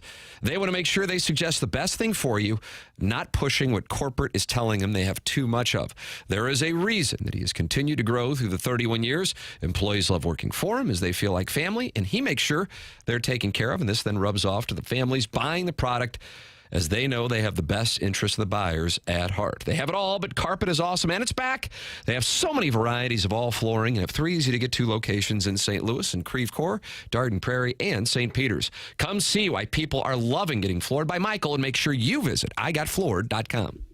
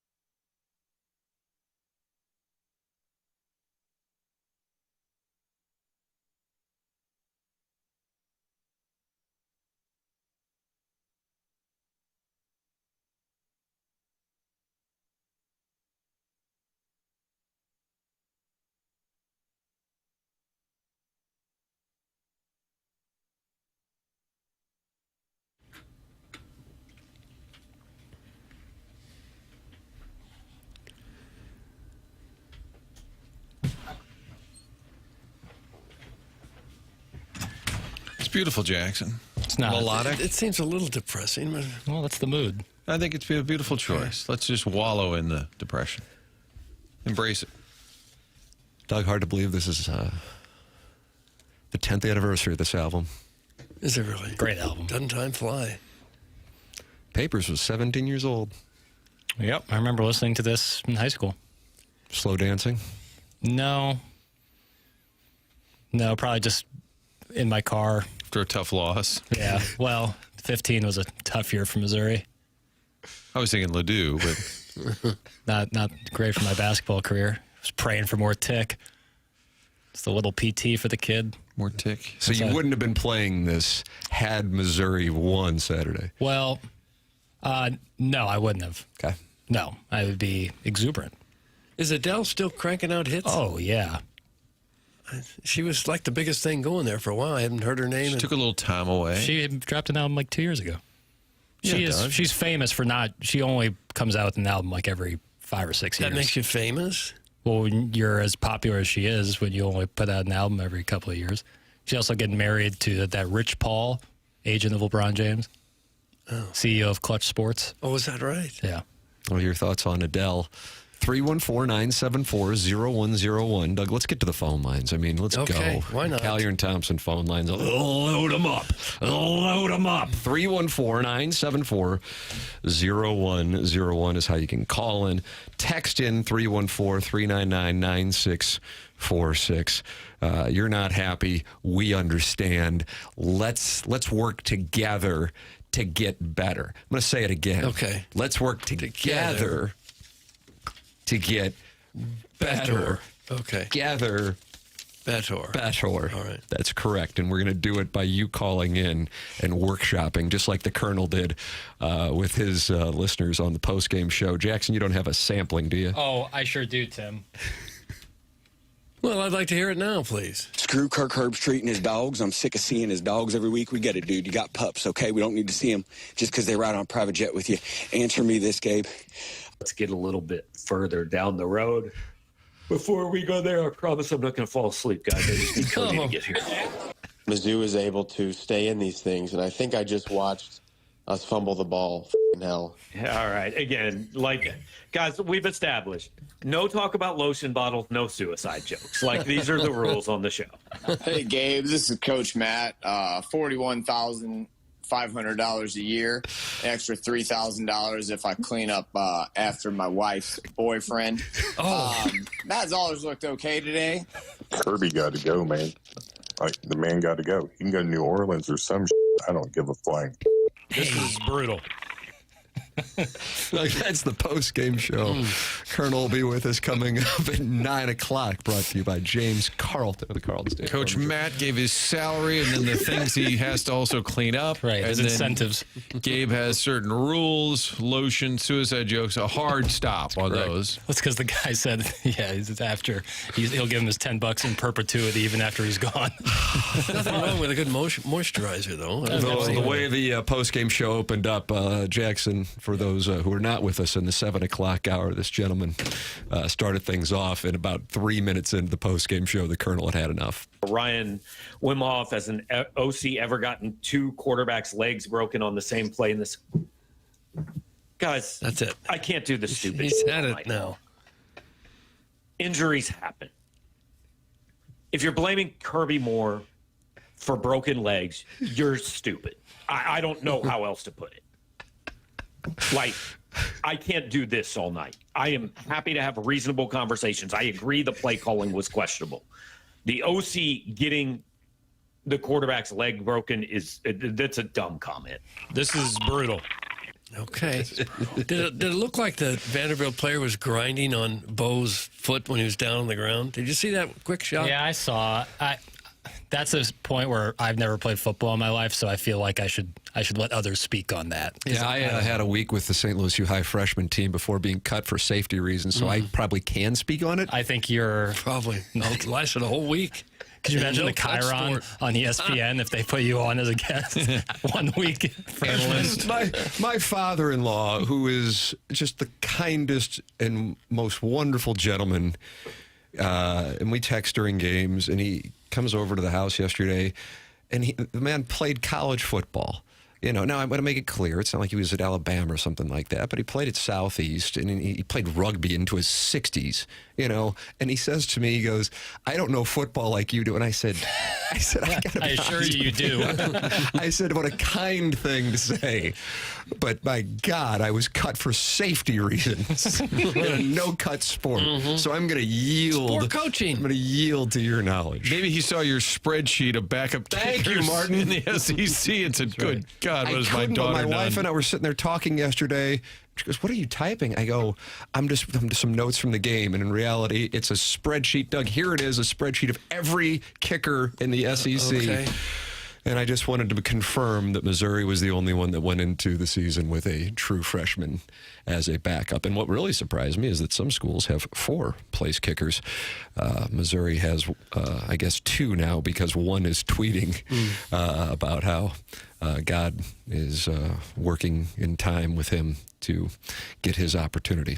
And maybe that means he will be the kicker against Texas A&M. I don't know about you guys. Watching game day, when I saw old boy Barefoot hammer one in that would have been good from 50, I thought to myself, how good would he look in the Oval Tiger today? You're talking about the gentleman who won $500,000 in Nashville? Yeah, $500,000, and he was like he was tactical about it. He was marking it off. He was barefoot. It was Probably impressive. more pressure to make that kick than there is one in a game. What? You're not going to get any more chances to make $500,000 I guess with the money, with yeah. one kick. With the money, yeah. That's a good point. You miss a field goal, you might get another one in the second quarter. Yeah. You miss a $500,000 kick, that's not happening again. The STL Gator, who is a Florida fan, who might be looking at Eli Drinkwitz. We'll see. I mean, why are they running Bo Prabula when Ahmad Hardy exists? 2 quarterbacks have gone down when Hardy is in the backfield. Sus play calling. That's from the STL Gator. On the horn one, that's injuries happen, man. Like you're just, I get the Prabula one because I agree that you should run Hardy there 3 times until they prove they can stop him. But they've also scored a lot of touchdowns on the quarterback scrambling in on plays like that. And so you can't be like, oh, I want a mobile quarterback and then be upset when he gets hurt and blame the OC. That's occupational hazard. We were talking, I believe this was off air, about Diego Pavia. And, I mean, from my standpoint, I was more impressed by Jalen Daniels and Lenora Sellers, much less the obvious one, Ty Simpson, than I was by Pavia. Now, I, for whatever reason, have watched a lot of Vanderbilt play. That was the least impressive game he had, but I think a lot of that, I don't think he lost it. I just think Missouri's defense played a huge role in it. But, Doug, he was still confident in his Heisman candidacy following the game. Was he Here's really? the Vanderbilt quarterback. Okay. I got to ask it. Vanderbilt launched the campaign this week. Do you believe you should win the Heisman? Why? But beyond all that, too, how bad do you want it to just kind of, for your O-line, for the rest of the people around you to prove what you guys have done here? First off, hell yeah, I believe it. We just got to keep winning football games. And, I feel like the schedule that we got, obviously it's a difficult schedule playing in the SEC. You'll play a lot of ranked teams. Oh, gosh. He was 10-19, 129. Didn't have the Doesn't most sound like you. didn't have the most robust game. He's a great player. He's Yeah. helped transition Vandy into a legit contender, but he wasn't overly impressive on Saturday. No, I do not think so. Comparatively to like Ty Simpson against Yeah, Missouri. he came and put on a show. Being much more impressive in that game, yeah. And does Clark Lee not get mentioned for any of these big jobs, so they just assume he wouldn't leave? I feel like his name doesn't get tossed around. It does, but it always has the I don't think he would leave Vanderbilt thing. Yeah, because he's a Vandy guy. Yeah. He lives like in the end zone. If you listen to the game Why day. would you? If you can get that thing going and you get to live in Nashville with a super wealthy alumni base, you could throw all kinds of money. Why would you leave that? To be made fun of and have stories made up about you from some Forget that. Yeah, better than if I were SEC him, school. I'd plant the flag right there. I agree with you. We have the same mindset on that. And I will be curious to see who from the big boy schools will be the ones willing to make these moves. It's going to be quite telling here over the next 2 months. I mean, what's going to take place when you have the LSU job, you have Penn State, you have Florida. I think you're going to have Florida State. I think you're going to have Auburn. You already have Arkansas.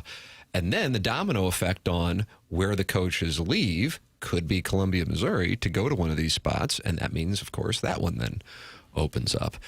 You've got names like James Franklin out there. Will Brian Kelly coach again? Will he adopt a different dialect based on what region he would go to?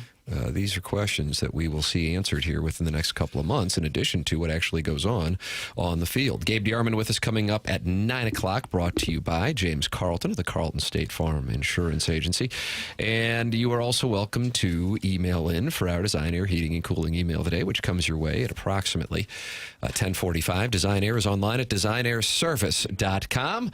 The longest-running sponsor on TMA, and Martin, Doug, and myself are all clients of Seth Goldcamp and his team at Design Air Heating and Cooling coming up this Thursday. They're coming over to do the furnace tune-up at our home and get everything ready to go for the cold weather months. It's Design Air Heating and Cooling. I signed up for my furnace tune-up, and it took less than 2 minutes just by going to designairservice.com. We're clients, and we're clients because we love how easy it is to work with Design Air Heating and Cooling, the longest running sponsor on TMA, online at designairservice.com. Send your emails in for our Design Air Heating and Cooling email of the day as we head down the stretch in the final month of October. Shooter McGavin and Buck Swope are tied with 4 wins apiece, and they will be battling it out through the end of the week. The program's called TMA. It's presented by Brown and Crouppen on 101 ESPN.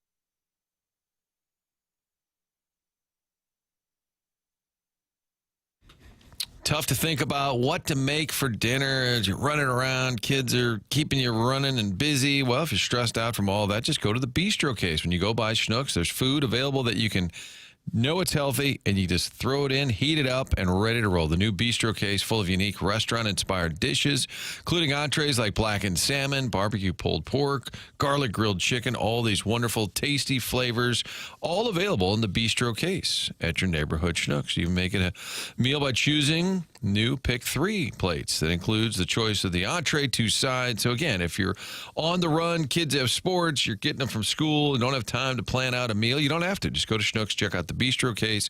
Great any time of day, whether you need a quick lunch or a big dinner. Stop by the bistro case, Schnucks Deli Department. Ask a teammate there for a sample, and don't forget to get the Schnucks rewards when you check out. You're also getting money back. All of that available at your neighborhood Schnucks.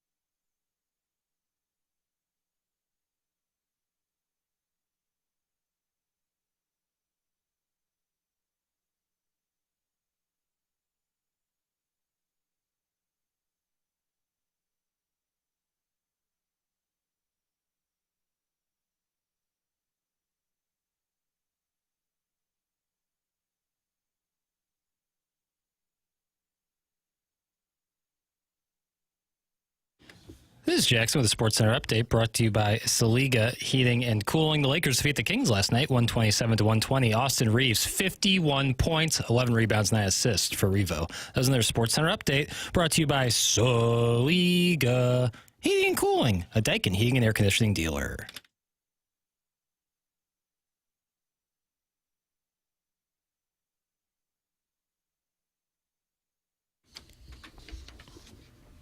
Boy, this Papers isn't in a good place, Doug.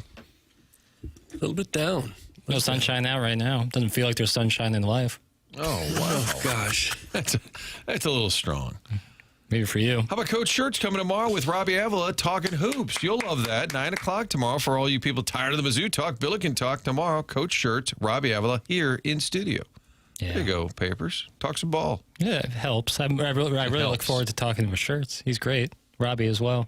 But I'm still licking my wounds. What did you do on Saturday night after the game? Licked my wounds. Just stay home? Yeah. You did? Right. That's right. You didn't go out? Nope. And just wallowed in it? Yep. How about Sunday? Hung out with Sweet Sweet Kai. No. Tupac, Kai. Bounced back a little bit. Just Kai, or was his wife there? His wife was present. MMF. It's a perfect day for a cuckold. Did he put down the leaf blower for the season? For now. Okay. He'll be back at it. Cheer up Jackson with a text. 314-399-9646. Colonel will cheer you up. He will cheer me up. He always gets me right. Okay. He'll be with us coming up at 9 o'clock here on the program. It is The Morning After, presented to you by Brown and Crouppen. You know what I did yesterday, Doug? What? I went to 5-iron golf. Oh, did you Took my really? 8-year-old there. Man, was that ideal. I mean, I hadn't gone since I was in there for a call with our salesperson a month ago. And I'm like, you know what? With the rain, I'm going to head on over there. I told my son about it. We go in there. It is incredible. And on top of it, they have like the television on the screen where you're hitting balls in the TrackMan simulator. So you can sit there and you're hitting balls and the screen is right in front of you as well. But they had the games in the 3 o'clock window on, and great deals on food, $5 bottomless chicken tenders, half off pizza. We just sailed in and played St. Andrews. We played St. Andrews on the TrackMan simulator. It's 5-iron golf.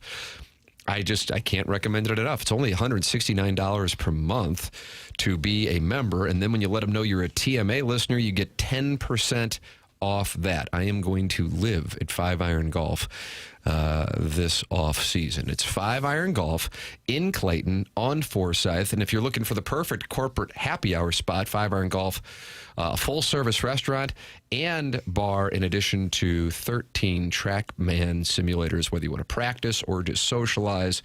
It's outstanding. I can't say enough about it. It actually exceeded my expectations yesterday. Check it out, 5-iron golf in Clayton. It's not just golf simulators, it's an entire golf experience. Get the information on memberships, lessons, and leagues at 5irongolf.com. Trust me, you're going to love it. I was there yesterday with my 8-year-old. 5irongolf.com. Become a member in October and receive 10% off. This is for TMA listeners only. Just mention TMA when signing up. 5irongolf.com. Chris Kerber with us earlier in the Fisher Window and Door Store 8 o'clock hour. Doug, we have not heard from a number of college coaches yet this morning, and here's Lane Kiffin. He was not necessarily talking with the person interviewing him following the win in Norman, Oklahoma. He was yelling at the Oklahoma defensive lineman, David Stone, while being interviewed. Okay. All to go. Here's Molly. Coach Kiffin. Quieter now than before. Oh, are you talking a little bit to Oklahoma's players? This guy yelled at me like during the game like 5 times how great they were, and we can't score on them. But your quarterback, Trinidad Chambliss, did. Oh, what a transition. Give her the Emmy. Molly McGrath. Steve Sarkisian was reported on Saturday morning by Jackson. Who was the reporter? An NFL Network reporter, Diane Rossini? I don't know if it was Rossini. I can't get Twitter on my laptop right now. Why not? What happened? I got signed out. Avatar. I got signed out, and it's the whole email. It's just pure laziness, actually. But fair enough. While I play the audio, I'll find out. Steve Sarkisian. And then Pat McAfee said there are reports around the internet this morning, and I go, oh boy, that Steve Sarkisian was looking to go to the NFL. Steve Sarkisian, for the second straight week, dodged a bullet against a bottom feeder in the SEC, and he was asked about it following the game in Starkville. I'd love to touch on this, so bear with me for a second, because it really pisses me off that one person can make a report that in turn the entire media sports world runs with as factual, to the point of my agency and my agents have to put a statement out that they never have done. Historically, CAA, Jimmy Sexton, and Ed Manowitz have never do that. But I had to do that to protect my locker room and my team. And I thought it was absolutely ridiculous. I thought it was completely unprofessional of that person to put that report out. And the fact that everybody ran with it is borderline embarrassing for the media. And I respect what you guys do. I really do, and everybody else. But the fact that everybody ran that as truth is really embarrassing. Okay, so I've got a small circle when I make decisions on what I do and what I don't do, and nobody would speak on my behalf without me knowing. And so where that report came from, I'd love to talk to that person because it's absolutely ridiculous. It was Rossini. It was Diana Rossini was reporting it, of The Athletic. So Steve Sarkisian not happy with Diana Rossini for reporting that he was interested in McAfee said what she reported? Is that how it... He said there are reports on the internet this morning that Sarkisian is looking to go to the NFL. And she was the person. That's correct. Yeah, she was the internet. That's correct. We used to have a drop. Chuck Marlowe would play on the midday grind, and it was Diana Rossini because the kicker for the Bears had missed a couple of big kicks, so they went to her live on ESPN, and she said, we went into the locker room, and we surrounded him. It was a really, excitable report about this poor kicker, and I'm like, they surrounded him. According to who? Arch said that to you? No. I enjoy the fact this segment, and Papers, you still got it. Segment 8-2, Tim, is called They're Not Happy. And then if you look down, there's a Brian Kelly clip. It says, Brian Kelly, following the loss on his future at LSU. And then Jackson put, spoiler alert, he was fired. Doesn't go well for him. Now, I haven't heard this one. Northern Illinois? Oh, yeah. So there's a little bit of context to this. A reporter questioned his reliability about who the real quarterback was going to be. There's honestly a lot of backstory to this that I wasn't super privy on, but he just kind of gets mad. It's confidential? No, I just... Then why did Doug send you this sound? I didn't. I found, I was going hunting, and I found this. It's just a fun little soundbite. This 5-pointer. Okay. And so, you know what? It's a coach getting mad with a reporter, and I think that'll do. Like that, yeah. I do want to say something, right? Because I think, I think you implied that I misled you a couple days ago with the quarterback situation, and I want to make sure that you understand I'm not a liar, and I'm not going to do anything of that nature. You asked me about Brady Davison after the Eastern Michigan game, and I answered the question about Brady. Not that, but that's not right. Well, and that's why I specifically asked. But when you asked me a specific question, I gave you a specific answer, right? So, but don't imply that I'm a liar, because that's one thing. I'm a lot of things, but I'm not a liar. I didn't use the word liar. Yeah, but you imply that, right? Don't imply things like that, because that's not right. You didn't ask me the question. You asked me about Brady. I talked about Brady, and I had nothing to say about Josh because you didn't ask me about Josh, right? So all I'm saying is I respect the job that you guys do. Right, but respect me as a man, and don't try to imply that I'm lying, because that's not right. Okay, there you go, Doug. Okay, got that Northern Illinois situation taken care of. That's Thomas Hammock, who I feel like he was in the headline. Do you like how he celebrates or took his shirt off? I feel like he takes his shirt off? I don't know, but there's Gabe, who's with us coming up at 9 o'clock. Thomas Hammock, who played at Northern Illinois. I feel like he's been in the headlines before. I don't remember why, but I also want to know. Well, they beat Notre Dame last year. Was that where he got a lot of pub? Oh, yeah, maybe? Absolutely. Yeah. But I feel like he got a lot of pub. But how much media is covering Northern Illinois football? There's got to be like 2 kids sitting there. You know what I'm saying? It sounded like an adult reporter. Yeah, I'm just going off vocal like a whale. I know. I'm wondering who is that's covering, I guess, Rockford's newspaper, maybe? Yeah, sure. Okay. They're not happy. You're going to besmirch the journalistic integrity of those? I'm curious as to who's covering the program. Colonel joining us coming up, brought to you by James Carlton in the Mark Hanna Evergreen Wealth Strategies 9 o'clock hour. James Carlton is online at carltoninsurance.net. He is my insurance agent. He has 452 5-star reviews on Google. Make the switch just like Jamie Rivers did earlier this month and save thousands of dollars with James Carlton. 2 minutes can wind up saving you all kinds of money. Just give him a call, 314-961-4800. Somebody will answer right in the Webster Groves office at 314-961-4800 and ask you a couple questions, and they'll see what they can do for you. 314-961-4800 or go online at carltoninsurance.net. It's James Carlton, Carlton State Farm Insurance Agency. If your insurance costs a leg and an arm, call James Carlton State Farm. James brings us Gabe DeArmond coming up next here on TMA 101 ESPN.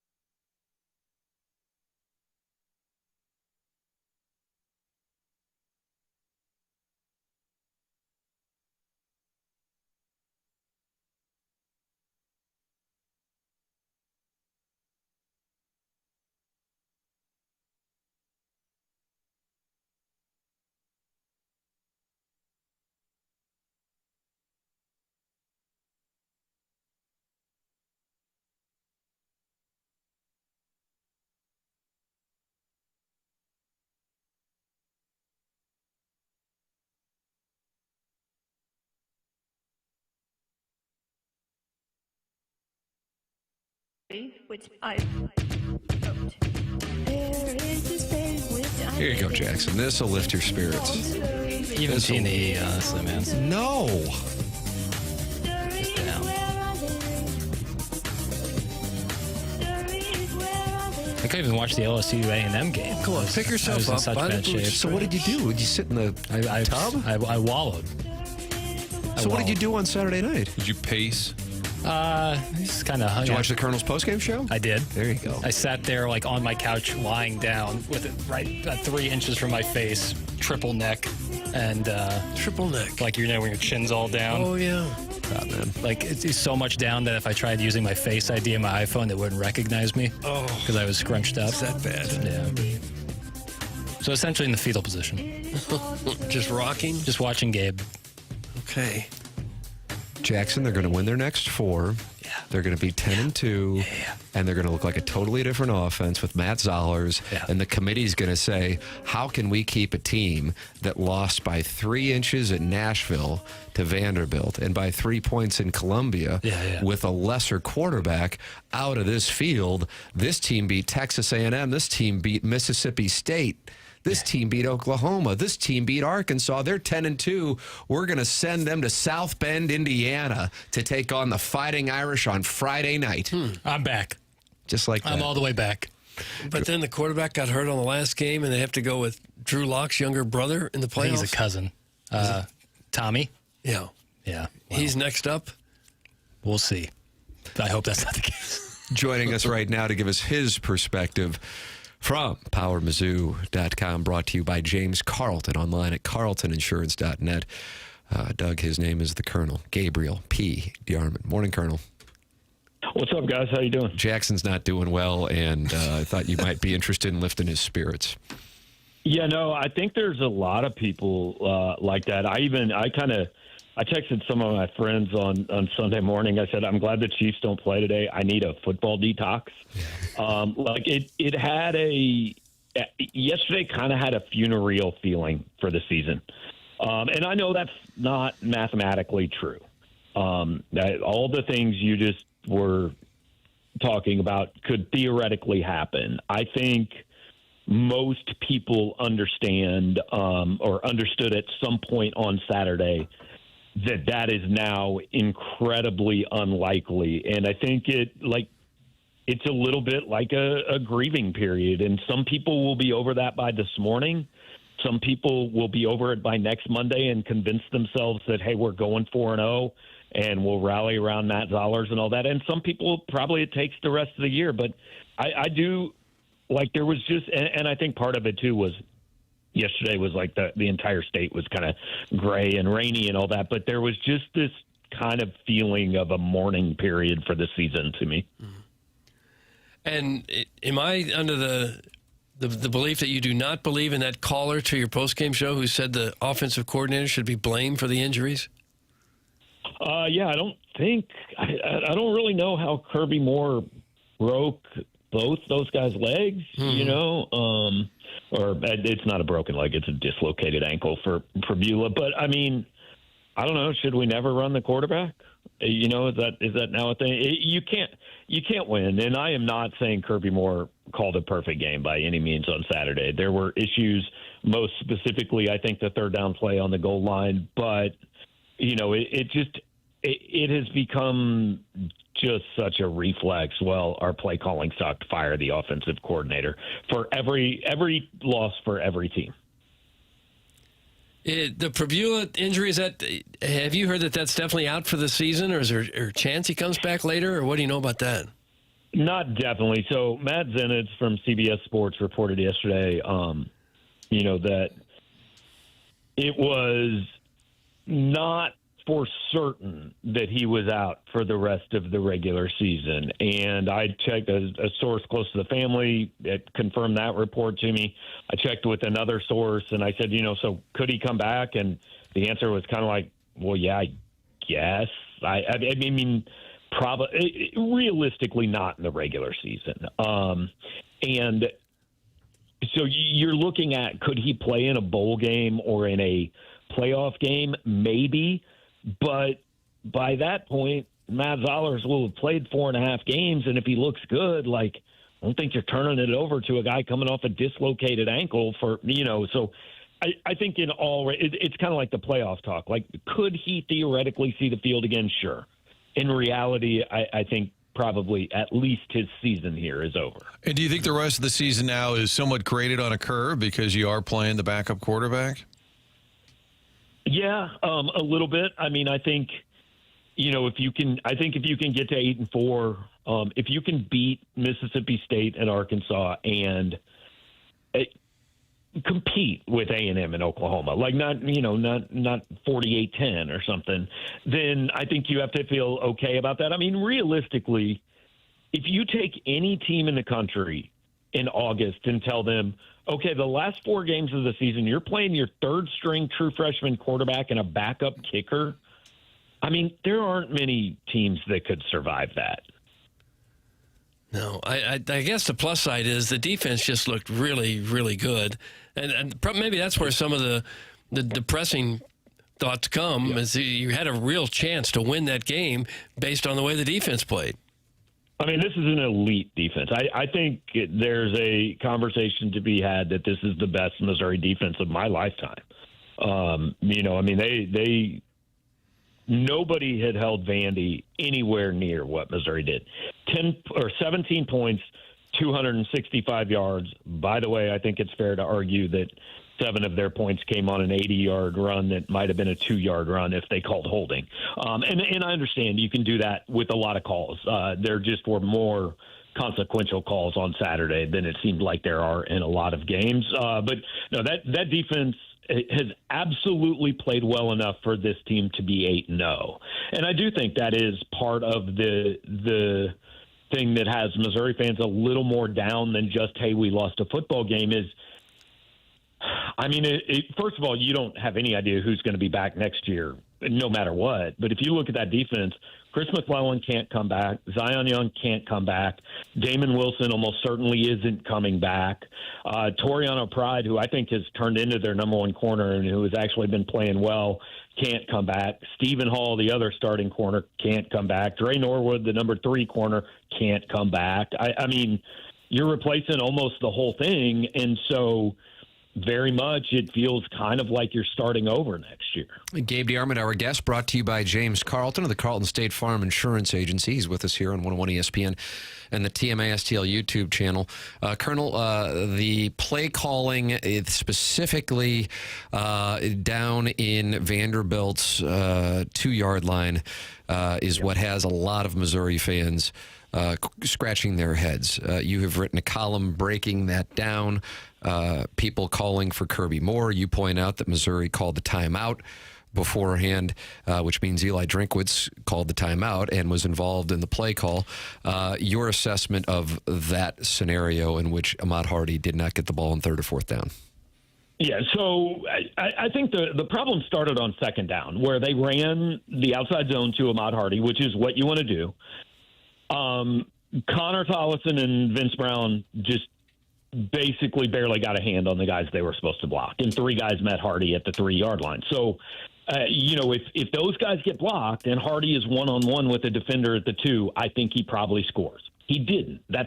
It's a fine play call, poor execution.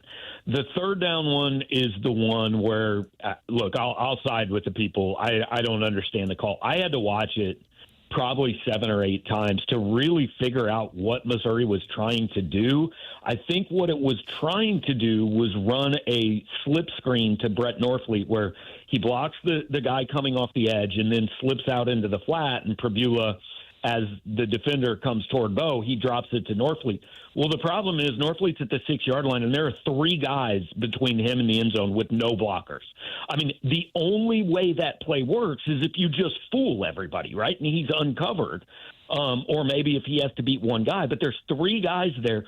Nobody else ran a route. Josh Manning went in motion and actually brought his defender into the play. Ahmad Hardy was blocking, never got out. He took the play fake and never got out of the backfield. Donovan Olubide was up at the other end, side of the field. That's where eventually Bo threw the ball. But from what I can tell, he never really ran a route. He was just occupying a guy. So this was a one-man route with no other options. And you can't do that on 3rd and goal. If you want to play action pass, okay, I wouldn't have done it there, but if that's what you want to do, and if it works, everybody's going to say, great call, you fooled them. But they basically ran a one-man route, and as soon as that was covered, actually it turned out as well as it possibly could have turned out, because the other two alternatives were Bo was going to get sacked at the 18-yard line, or he nearly threw a pick six. So at least they lived to fight another play. I don't have a huge issue with the 4th and 2 call, because that has worked a lot before. And again, I completely understand, how can Ahmad Hardy not get the ball on either of those two plays? I would have given it to him twice, and I said it immediately, and so I understand the frustration about that. But I thought the 3rd down was a really poorly, at least – and I have to be careful because, look, I'm not in the room. I don't know exactly what was supposed to happen. I can't guarantee everybody did what they were supposed to do. But from my view of it, it looked like a pretty poorly designed play that once the first option wasn't open, it was kind of doomed. The other two were simply exit. They just didn't block enough guys, and that sometimes happens.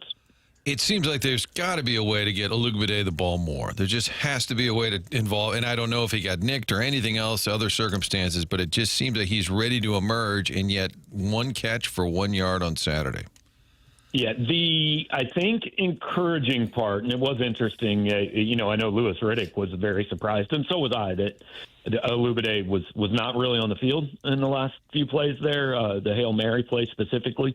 But I think the interesting thing to watch, and the thing that gives Missouri fans hope, and you try to say this in as sensitive a way as possible, because nobody wants nobody wants anybody to get hurt. It's terrible for Bo that his season is probably over. He's a good kid and all that. Missouri's passing game looked quite a bit better in the last quarter and a half of that game. Matt Zollers looked better, certainly, than I expected him to look. I think most fans, when Bo was laying face down, said, well, we're done here. Like, the season's over. And I think a lot of people that came out of that game going, maybe the season's not over, because with this defense, you don't need to score 40. Like, can you get to 24 or 27 a couple times? And that passing game looked better once Zollers came in. So it will be interesting to see, Olugbade, Marquise Johnson hasn't really had much chance to get going. It's really kind of been Kevin Coleman and sometimes Brett Norfleet in the passing game for the most part the last few weeks. So it will be interesting to see what the offense looks like and if maybe it can get better over these last 4 weeks. Zollers was highly rated coming out of high school. What do you think is the ceiling for him? How good can he be?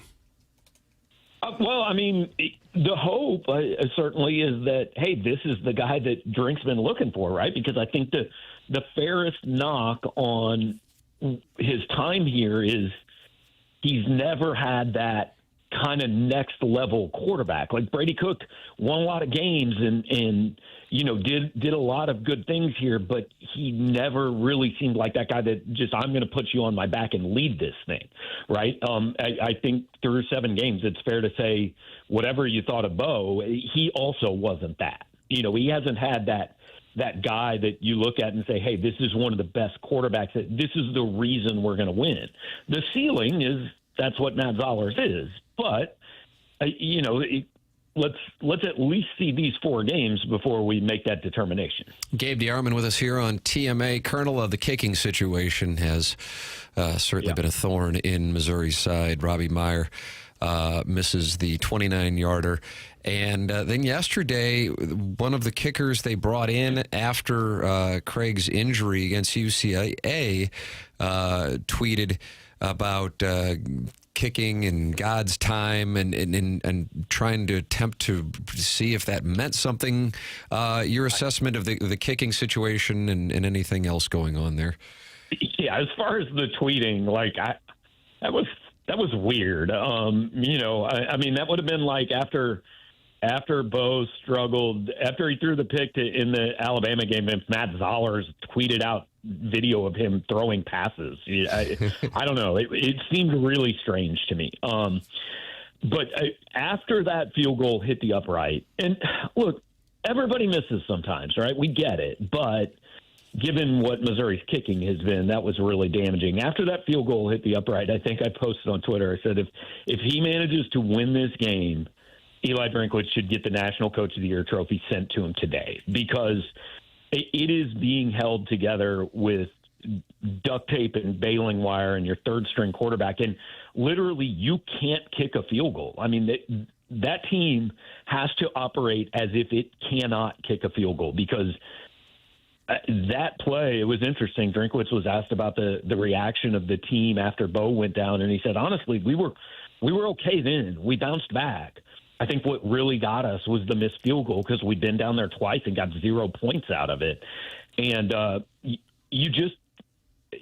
there are going to be times where you have to kick. You don't really have a choice. That was one of them. Like, they had to kick that field goal. They had to get points, but they didn't get anything out of it, and it's so deflating. And, anytime – I mean, the announcers said that Drinkwitz told him on Friday he felt like they had to get to the 20-yard line before they could attempt a field goal. I mean, it is almost impossible to manage the offensive and the special team situation he's got going on right now. Yeah, and kids are weird. They do a lot of different things with social media. Who knows? I just wonder on a Sunday when the coaches are in, just kind of breaking it all down, if they said to him, hey, get yourself ready, we're going to turn to you, or you're going to get some opportunities moving forward going into the bye week. I have no idea, but otherwise, a kid, it'd be kind of a bad look to do it at the time, unless maybe the coach has said, hey, you're next man up. I wonder. I guess we'll find out. When will they talk this week? Because I know they're off. Drinkwitz is on the SEC teleconference on Wednesday morning, but I don't think if we get 8 minutes, and I don't think, hey, are you switching kickers is going to be. And I'll be honest, it doesn't. This kid was.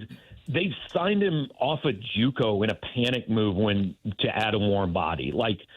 If he was clearly better, he would already have been kicking.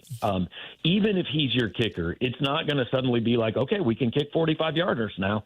I mean, this is just manage it till you get to the end of the year and Blake Craig comes back next year. So what kind of hope do you have for the remaining games? What's your personal confidence level that Mizzou can turn it around and maybe win 3 of them? 3 is, I think 3 would be fantastic. You're not beating A&M scoring 17 points. That team, they look really good. I think they're the best team in the SEC. I think they can win a national title. That will be an incredibly tall task. Your defense is good enough. Zollers look decent. You still should beat Mississippi State and Arkansas. I think you should still at least get to 8-4. And then at Oklahoma, that's kind of what it comes down to, right? OU is at Alabama this week and then at Tennessee next week. There is every chance they come into that game 6 or maybe I reverse those, but there's a chance they come in at 6-4 and not really knowing how they feel either. They're not a great offensive team. You can win that game, maybe scoring 17-20. So, that one's going to be a rock fight. They can go 3-1. I mean, and again, let's see, weirder things have happened. It would not be the biggest upset in college football if Missouri beat Texas A&M, but I think it would be significant. Gabe DeArmond brought to you by James Carlton here on TMA's with us every Monday and Friday, and you can read more at powermizzou.com. Thank you, Colonel. All right, guys, have a good one. Thank you. There's Gabe DeArmond with us on the Collier and Thompson phone lines. And joining us right now here in studio, Martin, I don't know if you could see behind you.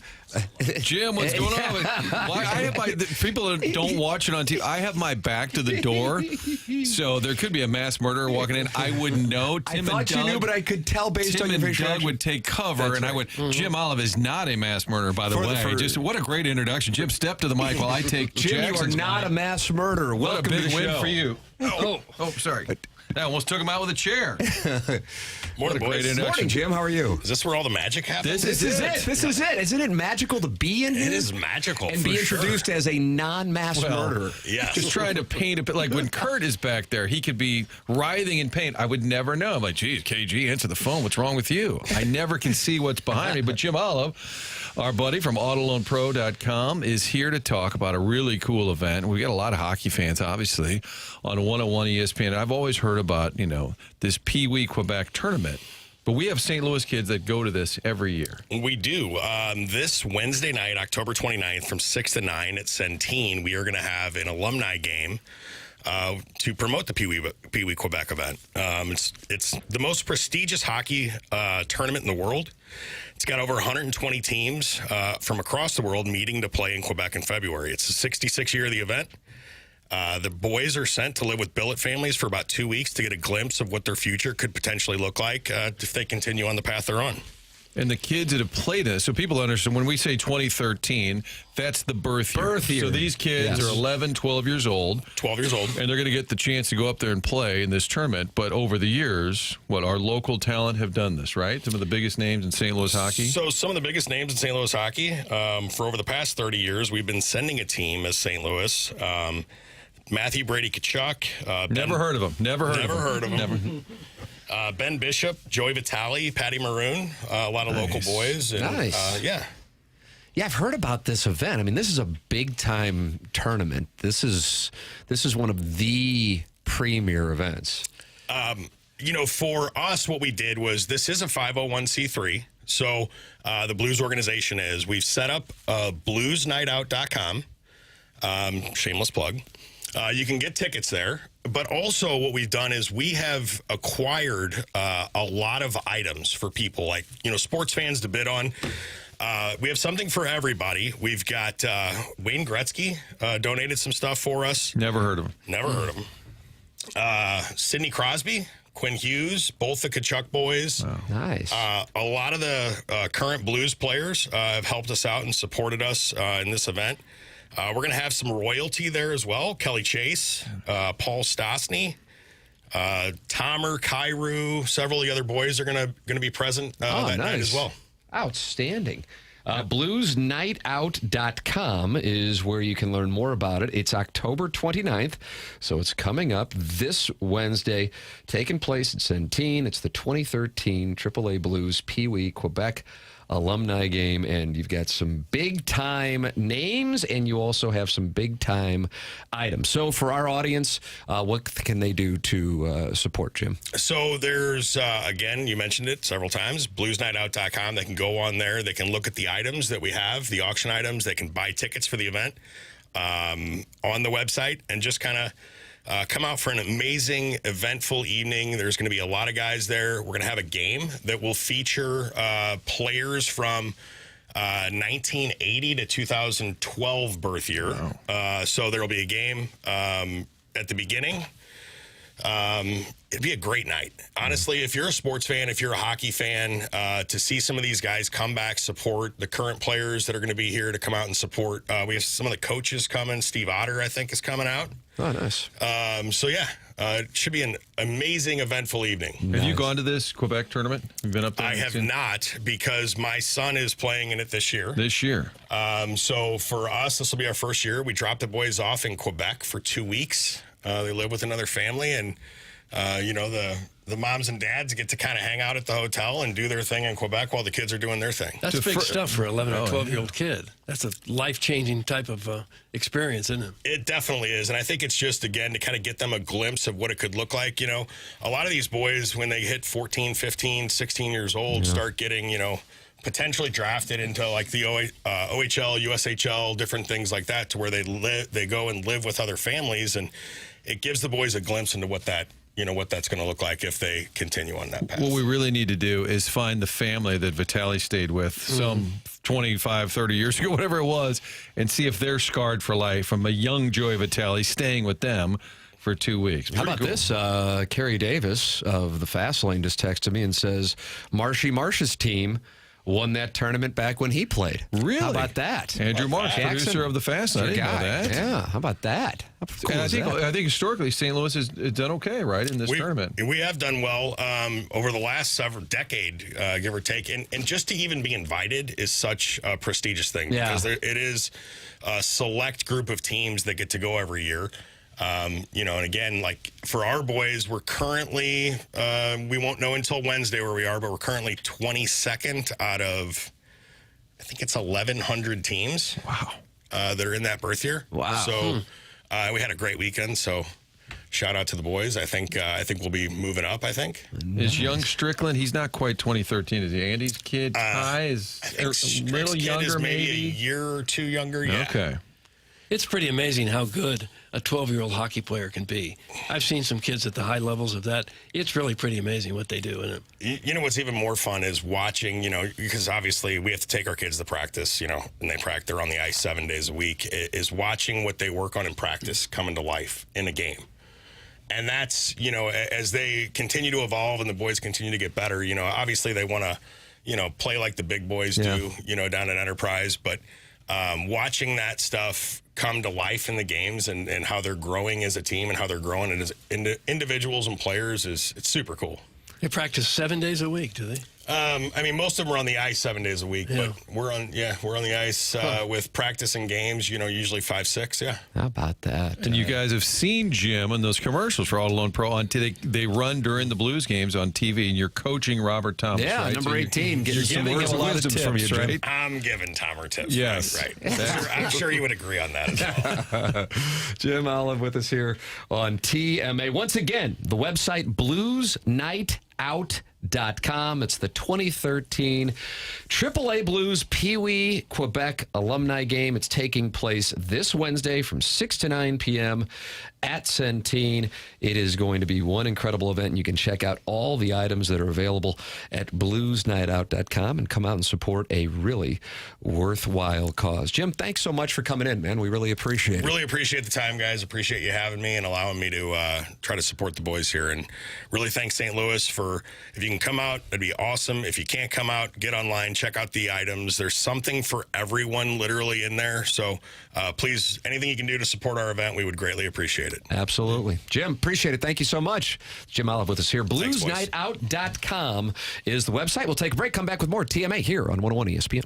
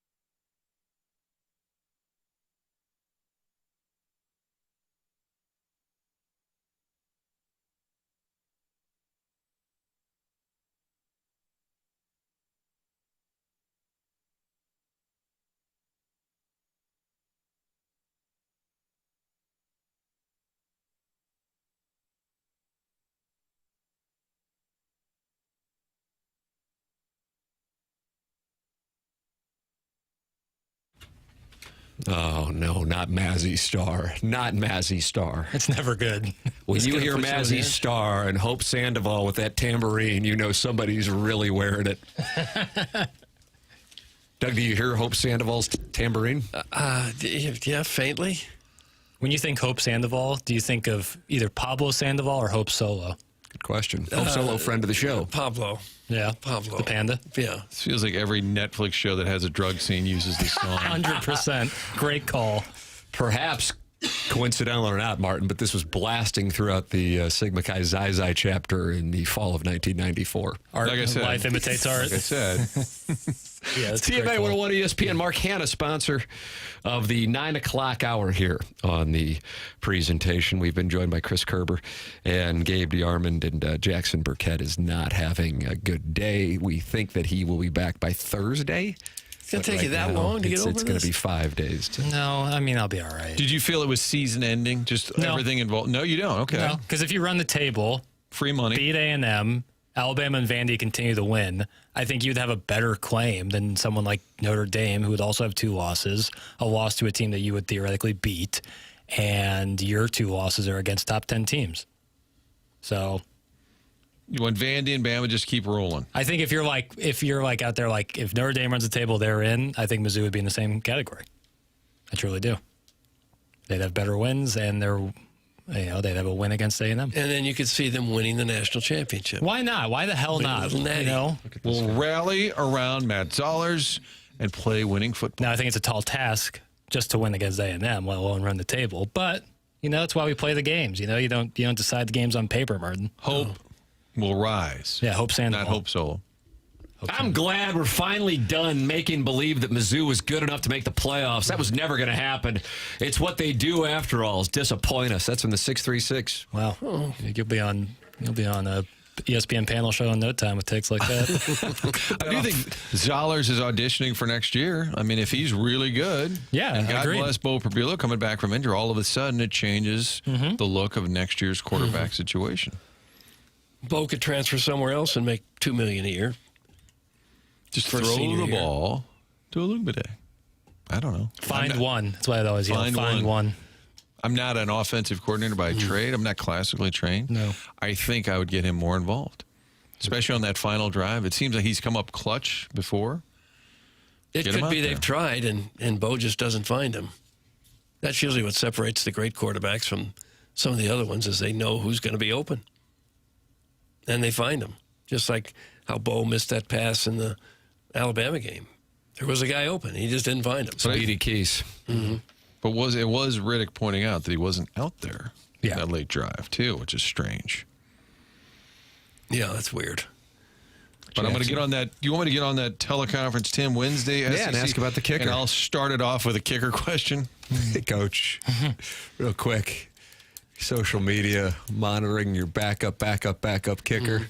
Seems like he's trying to send a message. What's going on there? And from there, go to all the talk about Drinkwitz possibly taking another job. They'd love that. Yeah, I They'd think love that's your 8 those minutes questions. right there. I think that'd be optimal. You can email in Design Air Heating and Cooling email today, the morning after at InsideSTL.com. The morning after at InsideSTL.com for the Design Air Heating and Cooling email of the day. That is coming your way at approximately 10:45. Buck Swope is tied with Shooter McGavin for the lead this month. So we have a wonderful battle here in the final 5 days in the month of October. Doug, do you know what today is? Today is October the 27th. Sports Equinox.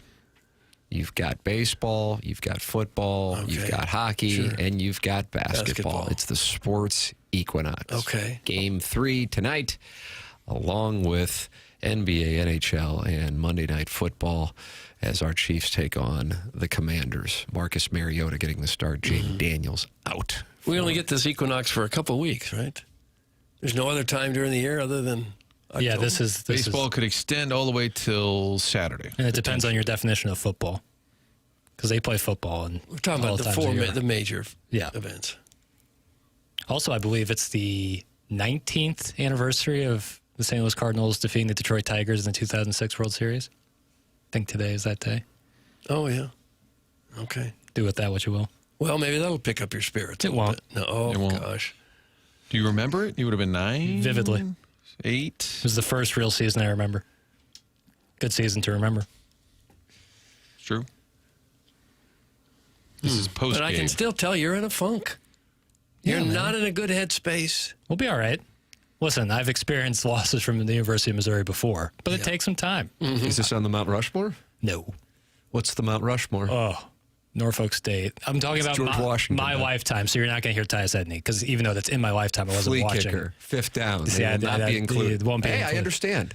The loss to South Carolina in, what was that, 13 or 14? 2013, same 13. night as Game 3 of the 2013 World Series. Yeah, Norfolk State. After you've experienced about 60 years of this kind of thing, you get over it a little easier. Bama this year. Bama this year was really tough. That was worse than... It wouldn't have been if I wouldn't have seen the damn video of Speedy Keese just standing there, butt naked open. Oh, butt naked open. On the sideline. Yeah, and then the fourth one, let me think. It's going to take me a second. Oh, the Georgia loss in 23. Georgia loss in 23. Drake last year, Princeton. That was just like that was a slow I'm surprised death. by that Mount Rushmore. It was a slow death. I don't know if you really mean that Mount Rushmore. No, I do. It's football season, though. That's what's going to be in my memory. Football-centric right Ask now. me in February, it'll probably be a lot more basketball stuff. And by the way, Tyus Edney would have been prior to Jackson's birth. When was Tyus Edney? 95. Oh, I thought it was, for whatever reason, the early 2000s. My bad. You're good. Didn't they have a crushing loss in like 02? You name the year. Well, they played UCLA in the Elite 8. Mm-hmm. In 02, right? Yeah. Yeah. And But was that Tyus Edney was 95. Got it. Okay. And if you're a Mizzou fan, Saturday, the fact that the Hail Mary was completed miraculously down to the inside made it like it didn't matter. Could have been incomplete or caught. Yeah. It still didn't matter. But it added to the misery, right? I think psychologically, when I saw the ball leave Zollers' hand, I go, oh, this isn't making it to the end zone. So I had already accepted it. And really, something that we haven't talked about on air, we have off air, one of the worst just beats, and by that I mean bad fortune, is that Pavia got to like the 1 yard line as opposed to into the end zone, which then allowed them to grind more clock and Missouri to have to, burn timeouts. And that's that was super unfortunate as well, because Zollers was able to move him down the field. Although he kind of got teased because they called a fumble on the field, so it's almost like the bad fortune worked in our favor, but it did not. No, it never does. No, ultimately. it did not. The play after Pavia got to the goal line, I thought about let him in. Like the running, they stopped him, which is great. All right, goal line defense. But if you keep stopping him, the clock's just going to disappear. Mr. Licks is expecting payment from Jackson. He already paid me. Oh, he already paid you? There was $50 in my Venmo that I didn't have before. You might have to send him $100 then. Well, we'll see. They just got to win one more game. Oh, Doug. They got to win one more game. There's 4 games left. Mr. Lick says the season ended when Bo posed for a picture post-game in a bull-bound shirt. These Tigers are not winning another game. That's from Mr. Licks. It sounds like he wants his money back. Well, he can't until the season ends. He can't have it. But, I mean, the bet has not been determined. No, but then why did he pay me? That's what I'm wondering. Good faith. Well, that's fine. He clearly doesn't expect to get the money back if he already sent it to me. Do you pay a lot of bets that you haven't lost yet? I don't. Licks deserves an award if his bet hits. That's from Steven Time. What award? Hell out of here. Steven Time. What if they go 0-4 and you got to pay Licks? Did Licks know the quarterback was going to get hurt? I don't think he cared. That's going to be factored into this. No. We made the bet. If they lose out, I'll give them the 50 back. Okay. If they lose out, you give it back. Yeah, and another 50, yeah. Oh, my. Oh, duh. But I don't think it's going to... Do any of you think Missouri's going to go winless for this last 4? I don't know. I can't rule it out. I mean, I don't think so. Well, I mean, you can't rule anything out. Statistical probability would tell you that there's at least a chance. But I like where I'm sitting. Most confident in what? Beating Mississippi State at home or Arkansas on the road? Arkansas on the road. I think they're going to be depleted. Larson Woods Wacko, one of the rare instances that I'm kind of on board with Licks here. That's from the Larson Woods Wacko, a rare What's there to be on board? Like, what do you mean on board with that Licks? They're toast. Oh, that they're not going to... Okay, that's they're fair. going to lose out. That's fair. I disagree vehemently, and so much so that I have money on it, but that's fair. In a weird way, Tim, do you think if Mizzou's season does happen to unravel, injuries being a factor, that Drinkwitz is more likely to leave? Like if the season, instead of going out riding high, like I think his stock is still up nationally, but if the season unravels a bit, does he like, you know what, I'm just going to get out of here? As opposed to being 10-2 and riding high. It's a very good question. My honest answer is I don't know. And I know that's not what you're supposed to say. I'm supposed to scream. Yes. And say things I don't believe. Not case you off the air. Just scream. No, Top of your lungs. The honest answer is I don't know. I do agree with Gabe, unless there's one that I am forgetting, and I welcome Missouri fans to send it in.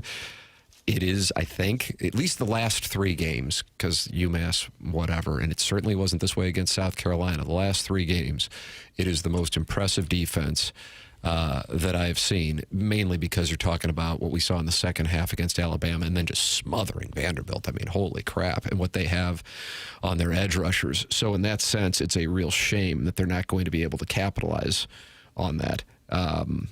And also, you know, usually at this point in the season, Missouri will have a loss, but to lose by the minimal amounts that they have lost by, you sit there and go, God, that's pretty impressive when you consider they've played 2 top 10 teams and they were as close as they were.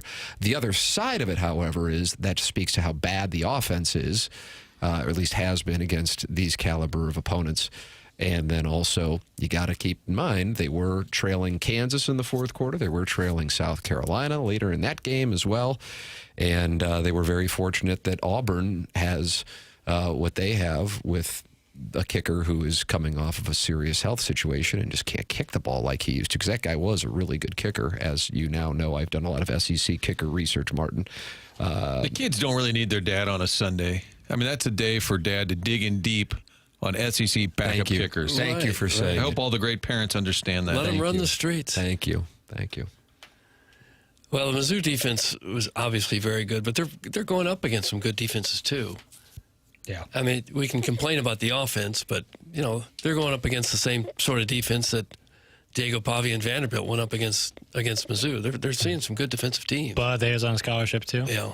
So they are on scholarship. Oh, I'm sure they are. To my knowledge. Some of the best scholarships in the history of scholarships. Yeah. The guy literally took the handoff right out of Zollers' hands. So let me have that.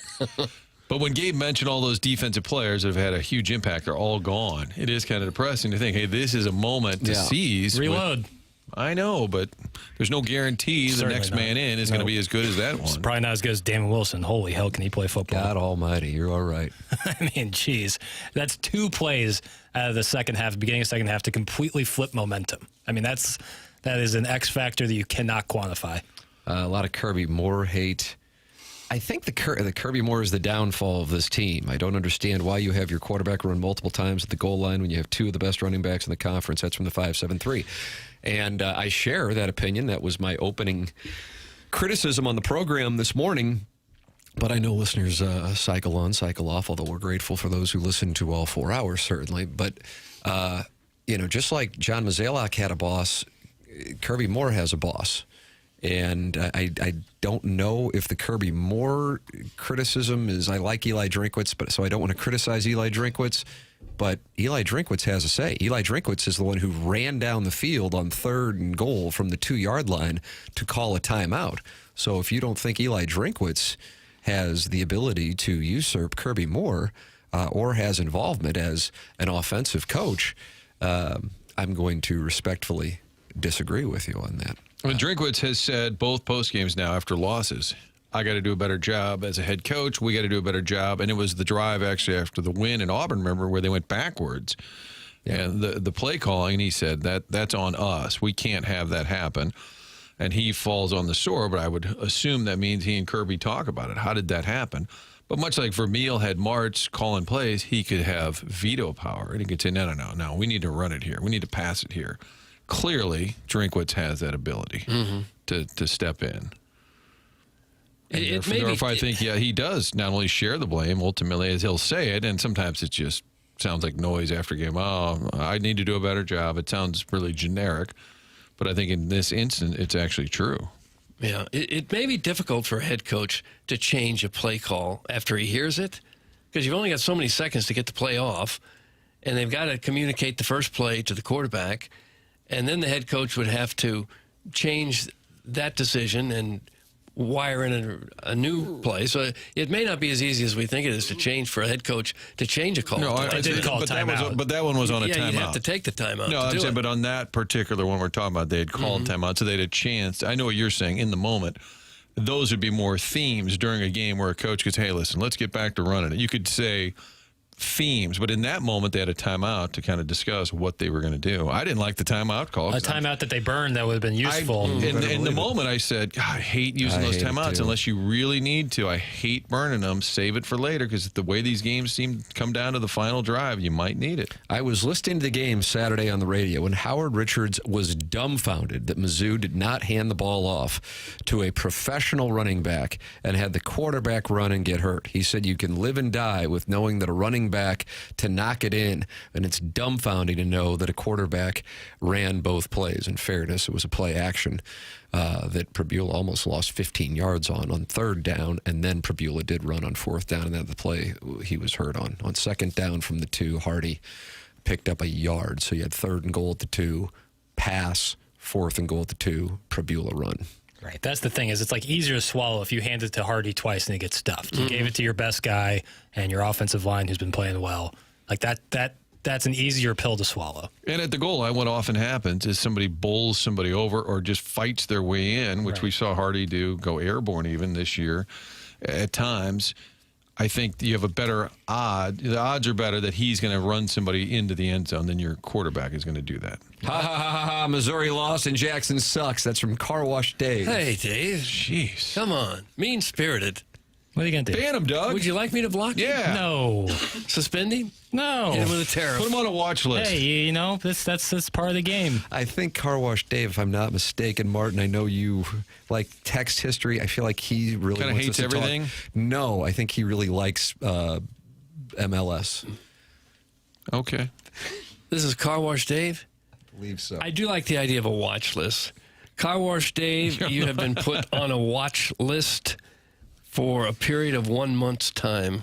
A month that he's now on the watch list. He's not suspended. No. It's just a watch list. Well, this is interesting because Thursday at 9:58, he said, Doug, you need anger management big time. Okay, Car Wash Dave has been suspended. No! He's been suspended a period of 2 days' time, and he's on the watch list, and I'm also going to hit him with a 10% punitive tariff. So you got tariff. Car Wash. Tim, why is Doug so mad all the time? He needs anger management and a vacation. Well, I could use that. You know. How pissed, though, do you think Alan Craig is? Yeah, what about that? What about Alan Craig with Car Wash Day? FFS, he took the number 10 team in the country to within inches of a tie with his third-string quarterback. Anyone complaining about drinking pound sand? That's some well-endowed. Okay. I ain't complaining. I'm just sad. Yeah. Wish the team was better. When you think just a couple of plays here and there, and they could be undefeated and having the season of the. But at the same time, you play that game, and they could have lost to Auburn. A couple things go wrong in South But I don't Carolina want to think game. negative like that. No, we don't do do that. We think, man, if just this had gone right against Vanderbilt, and if just that had gone right against Alabama, they're sitting there undefeated. Your Twitter personified right now. Mm-hmm. But one of those big games where you're talking about it all week, and even the country's taking note of that game, you'd like to win. By the way, have you seen how porous the slate next week for college football is? It's tough time for a bye week because there's not much to watch. I mean, it's really bad. Why do you hate Oklahoma and Tennessee? Yeah, that game doesn't have the same juice it might have at the beginning of the season. The Big Ten, even worse than you can imagine. Penn State and Ohio State. Yeah, that game you would have thought you would have thought would have been something special, but there is Notre Dame at Boston College is going to be on ESPN. Boston College is so bad. That game's in Chestnut Hill. Oh my God, that's on the main ESPN channel at 2:30. Well, I guess we can go out and ball strike. Can we? What's the weather looking like this weekend? Probably 54 degrees. Yeah, I was about to say rainy. wet. I saw some poor souls playing yesterday at Forest Park. Should have gone to 5-iron with me. 100%. That would be a good time. I'm telling you. Playing outside. That was great. Sunday afternoon, we were ball striking. Doug, St. Andrews. That's the course we were playing. Okay. St. Andrews. And what'd you shoot? Played like 5 or 6 holes, just hanging out, eating chicken tenders. Oh, really? Not the road hole. Bottomless Just chicken the road, tender? yeah, bottomless. Matter of fact, yeah, really good. Could have been with me. I went to Village Bar yesterday. Oh, How nice. about that? Strong. I was off television last night. We were up at the Village Bar, and I ordered a Manhattan with an 18. You hear me talking about it? Yeah. Got to support the sponsors. Got a Manhattan with an 1879 rye. That's 1879 Distilling, which is right out back at Village Bar. They've got the barn in back, and that is the home to these great handcrafted small batch spirits that you can taste the difference. It's quality, it's taste, it's tradition. 1879distilling.com. The website tells their whole story, their background there. So many different options, including the 7 vodkas, the premium brand, the 6 flavored vodkas. Again, the 1879 bourbon, 1879 whiskey. There really is a difference when you're ordering a drink. Starting to pop up around town. Ask for it by name. If you're at the grocery store, say, hey, you guys carry 1879 Distilling? When you're at Village Bar, in addition to the cheeseburger and fries. By the way, the owner, Mark Disper, came over and he said, I heard they were making fun of you saying you ate a chef salad. I'm like, see, I have witnesses that I have eaten a chef salad before. Congratulations on eating a chef salad and not having the burger. In general, I didn't last night. It was my cheat day. I did have the cheeseburger. Find out more at 1879distilling.com, St. Louis, Missouri. Jackson, how about this? Next weekend, it's sunny with highs in the low to mid 60s. That's from the 618. Here we go now. Here we go. It's not what I'm seeing. Oh. I'm seeing low 50s. Well, maybe this guy's in a different If it's in the 60s, that'd be great. You're ball striking. If Saturday, if it's nice out, I'd love to. That'd be a perfect time to do it, but we'll see. Right. I think I think the great weather has come a little bit to an end. Looks like Halloween's going to be okay. Temperature, 59 for a high. What are you going as, Doug? Probably Bad Bunny. I got a complete bunny outfit. I did that. Mark Milton had a party Friday night. I went as Bad Bunny. Did you really? Yeah. So I'll probably just do that. I don't have any other costumes. Is it a bunny costume and then you're a bad boy bunny? I just put bad on like a name tag. But then you rap in Spanish? I do not rap, no. Can't talk very well with the head on it. I am a bad boy and I'm testing things. That's what I say. Yeah, that's your Halloween costume. Brown and Crouppen, presenting sponsor of the program, online at brownandcrouppen.com, or you can call them at 314-222-2222. That's 314-222-2222. Brown and Crouppen, online at brownandcrouppen.com, and the presenting sponsor of this program for the last couple of years and on board throughout 2026. Brown and Crouppen Local, founded in 1979 and right here in the St. Louis area with new offices on the Hill. After an accident, money can be tight. That's why they offer so much for free. First call, free. First consultation, free. Stuck at home at the hospital, they come to you for free. At Brown and Crouppen, you pay nothing up front. They don't get paid unless you get paid. And when you are a Brown and Crouppen client, all your questions are answered for free. Get the facts from Brown and Crouppen online at brownandcrouppen.com. Make sure you let them know you heard about them on TMA. The choice of a lawyer is an important decision and should not be based solely on advertising. Past results are no guarantee of future results, and every case is different and must be judged on its own accord. This is TMA, presented to you by Brown and Crouppen on 101 ESPN.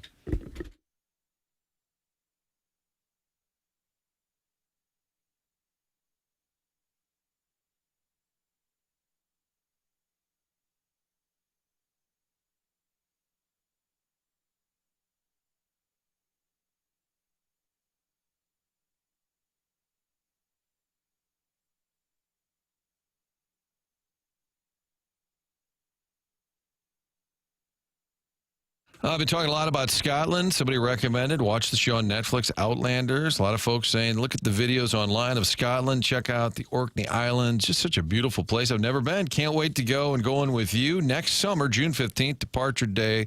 10-day trip. We're talking about 15 meals included on the trip. Colette handles all the details.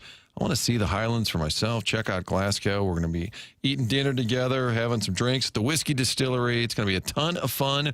You can find out more by calling our friends at Altair Travel. Sherry will take your call at 968-9600. 314-968-9600. Coming up a couple of weeks out. Tuesday, November the 11th, 6 o'clock at Altair Travel. They got this awesome spot called the Living Room. That's where we're going to meet up, plan the trip out. So hopefully you can join us. The trip of a lifetime. seeing all the big cities, but also the small venues throughout Scotland. You've watched the British Open. You've seen that scenery. Now go see it for yourself. Looking forward to being there with you. It's going to be a ton of fun. Discover Scotland, everything handled by the folks at Colette. Come join us November 11th for a little meet and greet, 6 o'clock at their headquarters in Brentwood. 968-9600 is their number as well, or go to 101ESPN.com.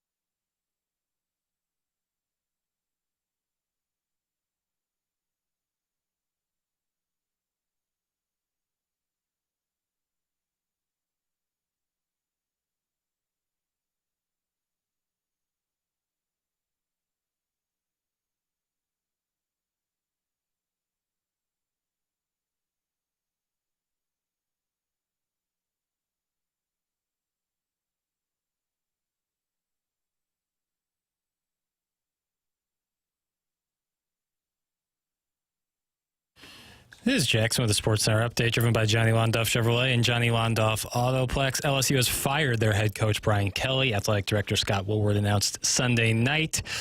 The school said in a statement that Kelly is owed just more than $54 million in buyout money. That was another Sports Center update, driven by Johnny Londoff Chevrolet and Johnny Londoff Autoplex. See them at londoff.com. Chevy, together we drive. Are you kidding me?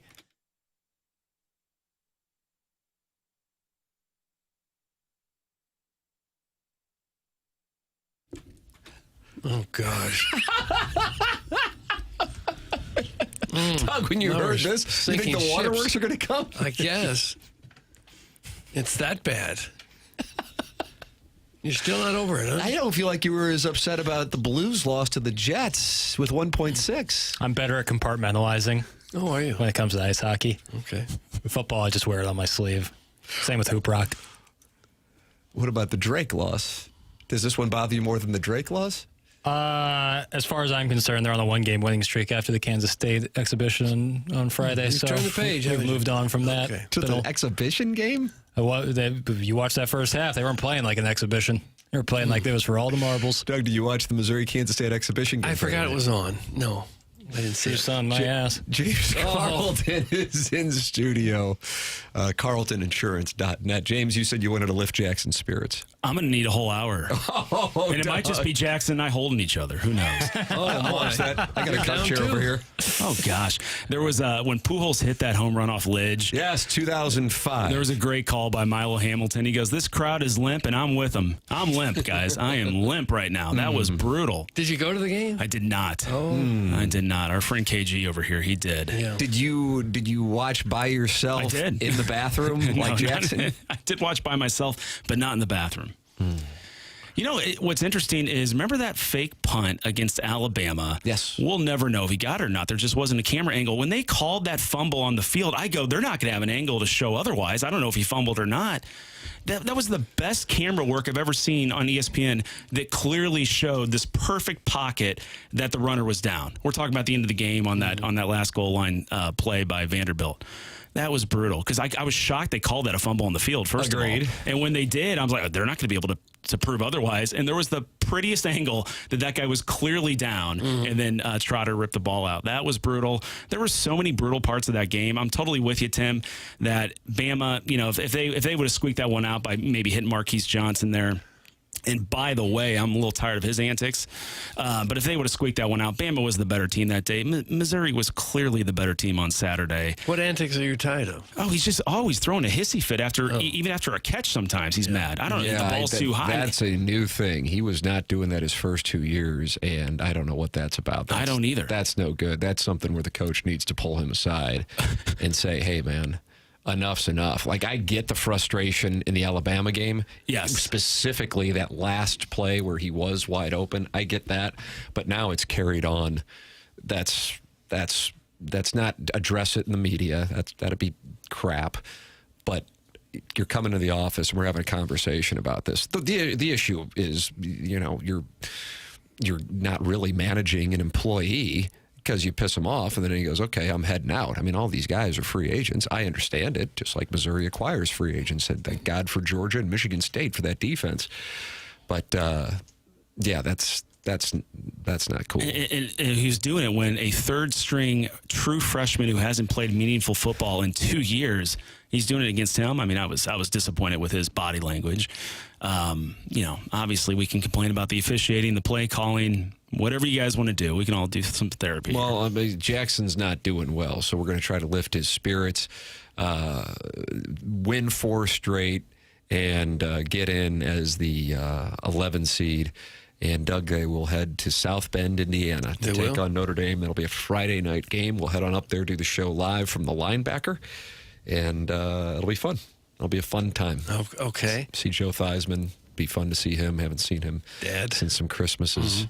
And he usually just sends gifts, but it'll be fun to see him live. And we'll do the program up there. So, Jackson, you've never been to South Bend. You'll get a chance to do the show from South Bend that day. I haven't. Been to a lot of places in Indiana. What a beautiful state. So consider me fired up. Okay. Well, maybe this will fire you up. Mike Elko's clearly not a very good football coach. He has an extra week of preparation. Eli Drinkwitz is coming out of bye weeks like gangbusters every time. So there's some sarcasm now. Now like the Tigers' a beautiful soul like James Carlton and a beautiful soul like Jackson Burkett, Doug. Now they're practicing sarcasm. I don't care for it. I did peek at the LSU boards, and they're not excited that Drinkwitz is on their short list. But they didn't seem as upset as I thought they might have if they actually tried to hire Eli Drinkwitz as their next head coach. They want Kiffin, for sure. And Elko and Dan Lanning. Some guys that are maybe. Hey, you think the Elko is going to make the move from A&M? They'd have to make him an incredible offer. I wouldn't do it if I was Elko. Maybe write some of those Jimbo Fisher wrongs. Yeah. Well, I never hear Heupel's name. Does that surprise you? I mean, like that. I don't know. I mean, that's kind of a. I don't know. I kind of look at that as kind of a little smoke and mirrors operation that could be teetering on the brink over the next few weeks. Okay. I think he peaked after UCF. Mississippi State is like a top 25 team with and when they've had 3 brushes with death in games that they should have won. The most egregious being this past Saturday, but they were going for a field goal. Was so bad that Florida still fired Billy Napier. And then 3 weeks before that, they should have beaten Tennessee without much of a problem, and they lost that one in overtime. I don't buy into Tennessee, but maybe I'm off. I agree with you. You don't hear his name. No, I don't. You actually hear what's his name from Mississippi State. I saw him on Jeff the LSU Levy? board. Yes, For real? Could you imagine? They're going to fire him. he was absolutely on their board as guys they should reach out to. At LSU? Yes. Sign me up. If that happens, oh my God, I'll get a lawn chair in front of the message board. Oh, and then the Arizona State head coach. Kenny D. Yeah. Kenny D. That one makes Kenny D to LSU, Jackson. Kenny D to LSU, actually, that I think could work. That I think they would be excited about it, and I think he is a legit good coach. Here, let me just say something here as a macro viewpoint. None of them but one can actually work because they all play each other, and the expectations of the fan bases are ridiculously unrealistic when you look at the math of it. So no matter what, if the bar is we all have to go 10-2 and get into the playoff, and there are only maybe 4 SEC teams that get to go, then that means outside of the 4 fan bases, Mississippi State, Kentucky, it depends on the year. I would usually certainly say Vanderbilt and I guess South Carolina, although South Carolina was a top 10 team just a month and a half ago. They're all going to be pissed off outside of the 4 who get in. And then therefore, quote, they don't work. Brian Kelly was 34-14. Not good enough. Eli Drinkwitz is 33-14. He's up for all these jobs. We live in a very strange place, Doug. And it feels like the expanded playoffs may have even put more pressure on these coaches because now you say, 12 teams and you can't get in? Really? I'm with you. Well, I think the Signetti bullet has changed the game. I go back to what I said in the 7 o'clock hour because fan bases go, God, if we could just get a guy like Signetti in here. And the reality is for every one Signetti, there are 100 or 200 who amount to nothing, and then they're gone in 2 years, and then donors are peeling off $54 million to Brian Kelly. Tennessee proved what not to do, in my opinion. The revolving door. Yeah. Philip Fulmer to Derek Dilly. Jeremy Pruitt. Don't forget Butch Jones. God bless what was that Tennessee caller's name? Rondo. Oh, I miss him. He was great. I wonder what Rondo's up to these days. We had him on like a year ago. Is that right? Yeah. Mm-hmm. What was he doing? Watching the Vols. With his Vols bed sheets? Yeah, I think he said he still had them. James, are you the kind of deep-pocketed donor who would gladly chip in a couple million to pay off a coach's firing? No and no. So they must find these people. I mean, the argument against Drinkwitz, I totally understand. His record against top 25 and certainly top 10 is not good. But the argument for Drinkwitz, I completely understand as well. I mean, he's got Missouri fans really disappointed that 9-3 seasons, which is where I think Missouri's heading this season. Yeah, you look at him in one direction and you see a team that's one play against Alabama and possibly tying Vanderbilt. They're not very far from being undefeated. You look at it another direction and you think, oh, they never win the big one. That's exactly right. Yep. Alan Dadeville sending in the odds to be the next head coach. Doug, you like guessing games. Okay. Who do you think is the favorite to win? To win LSU's head coaching job? Can I have initial? Ed Orgeron. No. That's who I want. I want Coach Not listed at all. Nick Saban's actually listed. Ed Orgeron is not. Oh, gosh. God bless Butch Jones and God bless Charlie Daniels. Okay, can I have initials, please? JS. JS. Old Jimmy Smith. Jimmy Smith's going to get the gig. Was there a question in there? Yeah, what the hell are we doing? Okay, Jerry Summers. Nope. Second letter, first name. O. John, I'm on to something. Sunvold? John, no, that's it. John Sunvold. He's not. John. He's the highest odds? John Smitherman. Nope. Smitherman. John Segursky. No. Okay, third letter, first name.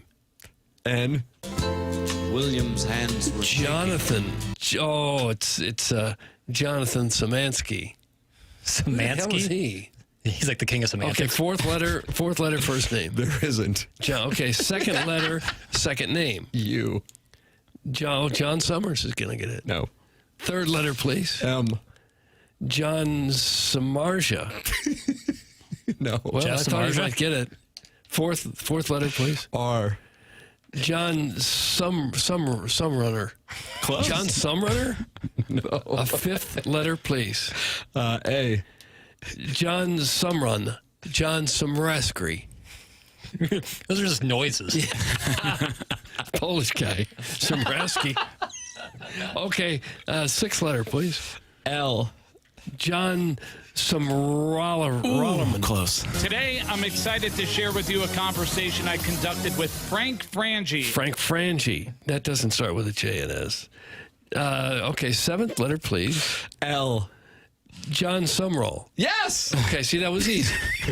That is the highest odds. Yep, he is the favorite, the head coach at 2. Ooh, I don't think they'd like that. Joe Brady, excuse me, who was the offensive coordinator for that 2019 team that is the standard now in Baton Rouge, perhaps the greatest college football team of the 21st century, is second. Lane Kiffin third, James Franklin fourth, and Eli Drinkwitz fifth, Jeff Brome.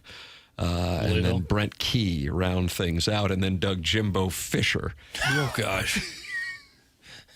I think he'd want to come back with all the money. I hope he's in Bora Bora perpetually. Yeah. Why would you want that hassle and all that work? Joe Brady makes the most sense to me out of all I think this. Joe Brady. Now that I see that list, I go Joe Brady. Kenny D. Jackson, you like that play? He's 40-1. I like Kenny D at one of these jobs. Florida, Penn State, maybe Arkansas. I'd agree with you on that. LSU's the best job, though. We agree on that? Yeah, I would say LSU over Florida. If Drinkwitz is a serious candidate, he has to take it, don't you think? I would think he would have a... Yeah, Florida, I could see him going either way. But if he really got a call, we want you, get down here, I think he has to take that. LSU has also fired their offensive coordinator this morning. So he's out. He had 4 seasons, and he developed Jaden Daniels. Jaden Daniels wound up winning the Heisman Trophy. Not good enough. It's a great, Tommy Moffitt, get the hell out. Great tale of, hey, it's not always best to come back for another year. I mean, Nussmeier's hurt his stock for sure. Yeah, and then got yanked, got yelled at, just walked right past Brian Kelly. Is the thing on Nussmeier that he's just been hurt the whole time? Like I mean, that offensive line on Saturday night was. I think A&M's got a good defensive line that can give Missouri a lot of fits, but I don't see them giving it. They had 2 freshmen left and right tackles. LSU did. Yeah, that won't do. Yeah, and Brian Kelly's his whole demeanor is just yelling at coaches and players. You look at like a Marcus Freeman, who I think everybody holds in a high regard. He doesn't do that kind of nonsense. No. I would not want to play for that guy. James, you're going to need to lift Jackson's spirits. He's going to battle through. But what happens on Saturday night, the 8th, Jackson, when Missouri beats A&M and Matt Zollers throws for 380? Then we're back. And they win by 24 points, and the whole country's going, boy, Missouri only has Mississippi State, a depleted Oklahoma team that will have lost 2 more times in the meantime. And then Arkansas, 10-2. How do you do? They look like a whole new team with Matt Zollers. And then off to South Bend we go on December 19th. Yeah, I think that would get me right. There you go. Because then the basketball season will be back. Yeah, but then if they lost to Notre Dame, you'd be back in the funk again. Get into the college football playoff. But you After say that now, and they'll lose on a last-second play, and they'll go right back into this What's funk. he doing? He's doing some kind of hand gesture. This is a gravy boat. Yeah. Once you're in the playoff, it's all just gravy being on there. Just hot gravy. I don't know. You say that now. Yeah, I'm sure I'll be close to tears then, but just get me there. Okay. I don't want to, I'd rather, it's better to have loved and lost than to never love at all. Think about that. I see. I want you to think about that. All right. Email in about loving the morning after at InsideSTL.com. We don't feel that way about the NCAA basketball tournament. They get in and they get knocked out. Well, and you talk about bummed out again. I would much rather than be in the tournament and lose in the first round than not be in the tournament at all. You go to Wichita for your son's spring break. Yeah. And you lose to Drake. Where the hell are they supposed to go for spring break if not there? Yeah, Wichita's a hot spot. The Quad Cities. Very happening spot. James, thank you for lifting Jackson's spirits. I still feel like crap. But I love James. We'll pull ourselves up by the bootstraps. That's what we got to do. Design Air Heating and Cooling email of the day coming up. That's James Carlton. This is TMA 101 ESPN.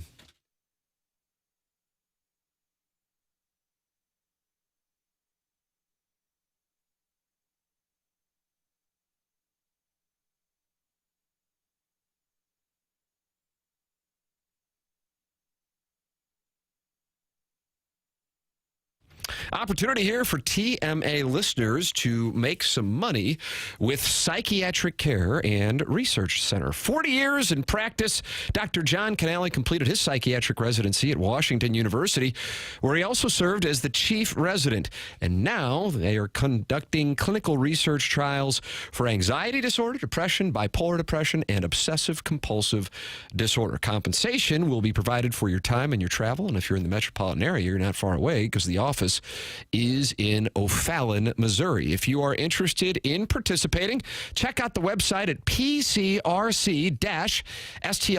That's pcrc-stl.com, or you can give them a call at 636-244-3593. Once again, clinical research trials on anxiety disorder, depression, bipolar depression, and obsessive compulsive disorder. If you are interested in participating, check out the website, pcrc-stl.com.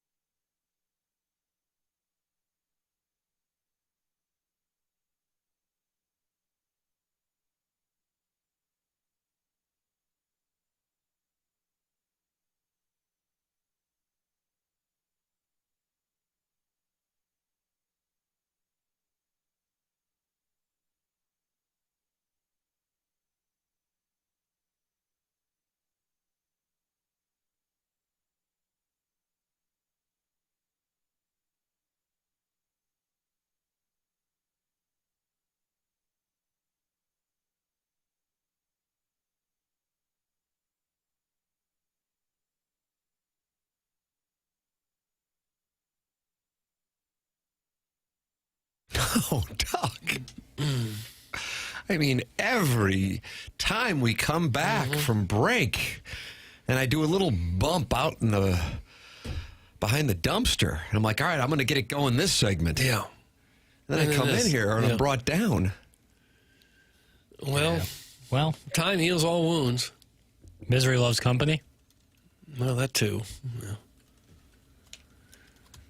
Maybe some cheery music would help get you out of this funk that you're in. When we play a cheerful song next? If you could. Yeah. All right, there we go. I like that. It's TMA 101 ESPN. Email in for our design area, heating and cooling email today, the morning after, at InsideSTL.com. Doug, it was a tough afternoon on Saturday with Missouri, with Illinois. Our dreams dashed. And then the Blues got up 4-0. And I turned it off because I'm like, at least the Blues are going. We got this one in the bag. But then the Red Wings scored 6 straight. Braden Shen talked about it following the game. And here is what the Blues captain had to say. At the end of the day, it's on us. It's there's no sense time, no time for poor me or we got to help each other in this locker room. And at the end of the day, it's on us and on yourselves and just all of us collectively have to play better. And obviously, it starts with me and got to get this group trending in the right direction and believing. And obviously, we had some of that tonight, and just unfortunately didn't do enough to win the hockey game and close that one out. And that one definitely sucks. Braden Shen -10. I saw that. Plus minus on the Blues. He was on the ice for 4 of those goals Saturday. Do you know the Mount Rushmore of Blues plus minus right now? All time or right now? Right now. Oh, I'd say probably Neighbors. It's got to be in there. Well, you're talking from the good side. Are you talking from the negative side? That's right. Braden Shen is currently -9. Yeah. Braden Shen. Kairu's probably up there. He is on the Mount Rushmore. He's -6. There are 2 in between Shen. Mayu. Or Sheen. It's Sheen, you said? It's not Sheen. Mayu? Oh, my God, you might get it. There's one more. Tucker? No. Oh, well. Get your shirt off. Right there. Wow, I can't believe you know. That was lucky. Just full transparency. I wouldn't have guessed Dylan Holloway. Well, do a Heisman pose. Yep. 1 touchdown, baby. Yeah, that's correct. It's Shen at -10, Mayu -9, Holloway at -8, and Kairu at -6. That's rough, and those are supposed to be some of their top players. What's a Rob means? Certainly Holloway. He's only got 1 goal all year.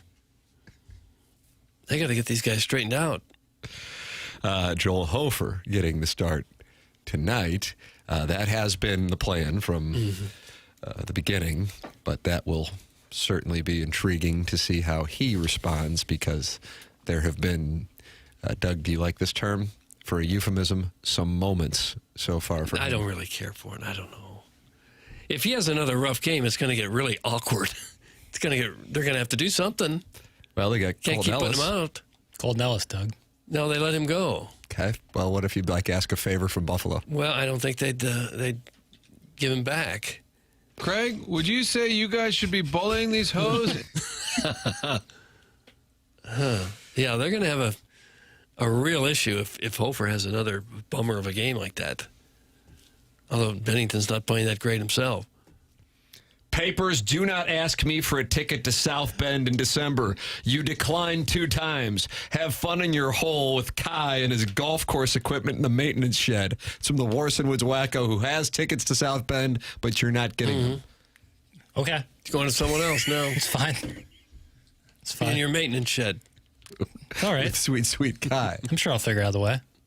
Let's just win. Let's go 1-0 in 2 weeks. Oh, there's the attitude. Now you're starting to come we're back. starting to go. Now we're going. We'll be all right. It's just a natural life cycle of a college football fan.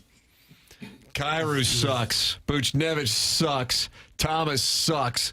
The Blues suck. Little Caesars makes EC look like a dump. A night that was supposed to be fun turned into an S show. Damn this team. It's from Sharon and Clayton. Yeah, she went up there for the game. She went to Detroit? That's what she said on Friday, I think. Yeah. Yeah. Usually she's in like Sanibel and Captiva and San Diego and St. Bart's. Oh, sure. She did Detroit. Well, she and her husband are big Blues fans. It's refreshing to see rich white women. I didn't know the Walmart Bowl was in South Bend this year. That's from Steven Time, and he's enjoying Jackson's suffering. Yep. It's all right. Hey, listen, I'll be all right. Just by Thursday. It gets better. It does, but it just stinks. Kenny D's a Sun Devil for life. Back off, boys. That's from the 602.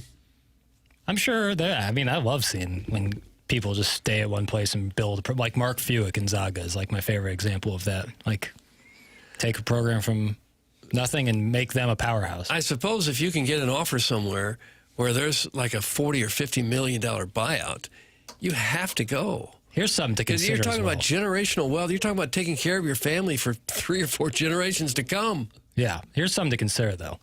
There's going to be at least three programs of major note, Penn State, LSU, and Florida, who have a ton of talented players whoever they hire, it's likely that you're going to see a bunch of guys decommit recruit-wise and also look to transfer away. If you're a coach at a program like Missouri or plenty of other programs out there, there's an opportunity to get a lot of good players in from the transfer portal of guys who are leaving these top-tier programs. Mm-hmm. So that could be convincing some guys to be like, maybe I stay put for another year, and then when the next cycle of jobs open, I could be an even better spot. Something to consider. Could be. Let me ask you a question. Yeah. You got to put down $1,000, and I know $1,000 for a guy like you is not a very big drop in the bucket, as they say. But for meat and potatoes, people, $1,000 counts. They don't even have it. Right. Will Eli Drinkwitz be the head coach of Missouri next year? Yes. Wow. Yep. Look at you. Yep. That's what I think. Now, if they go 4-0 to finish the season, maybe my answer changes. But 3-1, 2-2, recency bias is a real thing. And if you're trying to make a splashy play, Penn State, LSU, Florida, I don't think a guy who just went, 8-4 with a softer schedule, SEC-wise, would be the splashy play. Yeah, probably true. I think LSU, that Joe Brady call is a great call. Yeah, I like the Joe Brady idea there. Florida, maybe the Lane Train, I don't know. And then Penn State. Maybe Brian Kelly at Penn State. I don't know. Probably not. No, they won't go there. Probably not. Although I think that would be the best fit, I think. James Franklin is adamant about wanting to coach again. He may get. What if Penn State just hired him back? Well, I could see him at LSU or maybe Florida. I don't see LSU. Maybe Florida. They can't admit the culture thing is a real thing with LSU more so than I think with Alabama, Georgia, LSU. Those are you got to be a part of their culture. What that might be, that's up for you to decide. You're talking about a Cajun accent? Not even that, just the Southern thing. Like Brian Kelly, it didn't help when he tried to fake it. Wikipedia exists. We know where you were born. You're not going to fool us. But yeah, you kind of need to have the culture thing there. He was cursed from the get-go. And I think his record being pretty good, all things considered, underscores that. Sharon and Clayton just sent in a picture of herself. Upset over the defeat? Went to Detroit to visit my niece. We all went to the game. Good time regardless. Yeah. That's nice. It's real nice. Yeah, Boy, I like those Red Wings sweaters. Doug, I'm still high on this team. The advanced stats show they're a top 5 versus 5 team. They will eventually get it going. That's from artificial unintelligence. See, that's I think part of my sadness is the bronze medal of it all, where it feels the team is good. Zollers look great. Defense is unbelievable, and yet 2 losses. I think that text was talking about the hockey team. It's all right. I'll take it where I want it, damn it. Oh.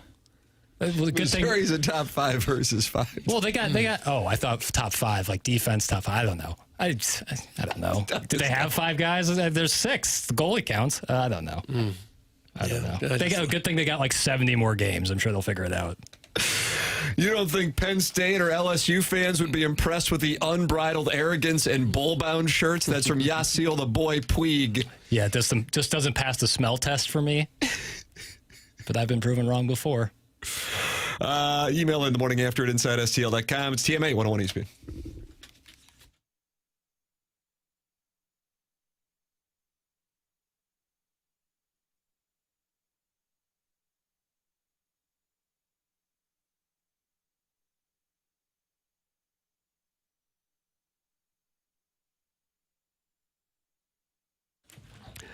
TMA is brought to you by St. Louis-based Stifel, a leading wealth management and investment banking firm. Stifel is the firm where success meets success and has been since 1890. Founded in downtown St. Louis way back in 1890, same street the company is headquartered on today. Proud to have called St. Louis home for 135 years.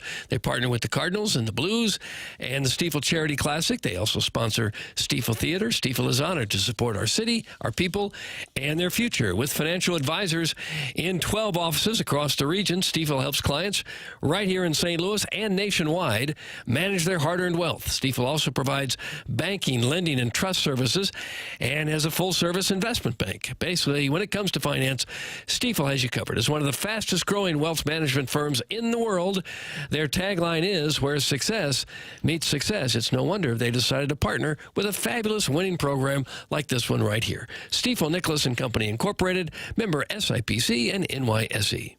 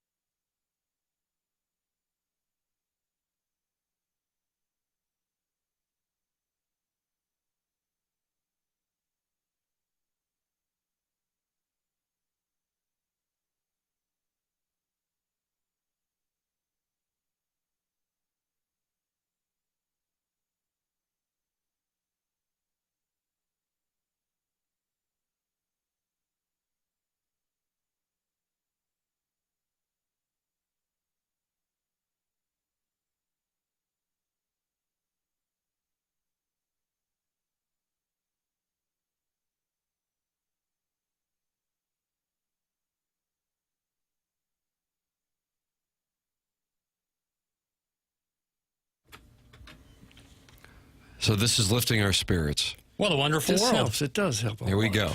Okay, thank you.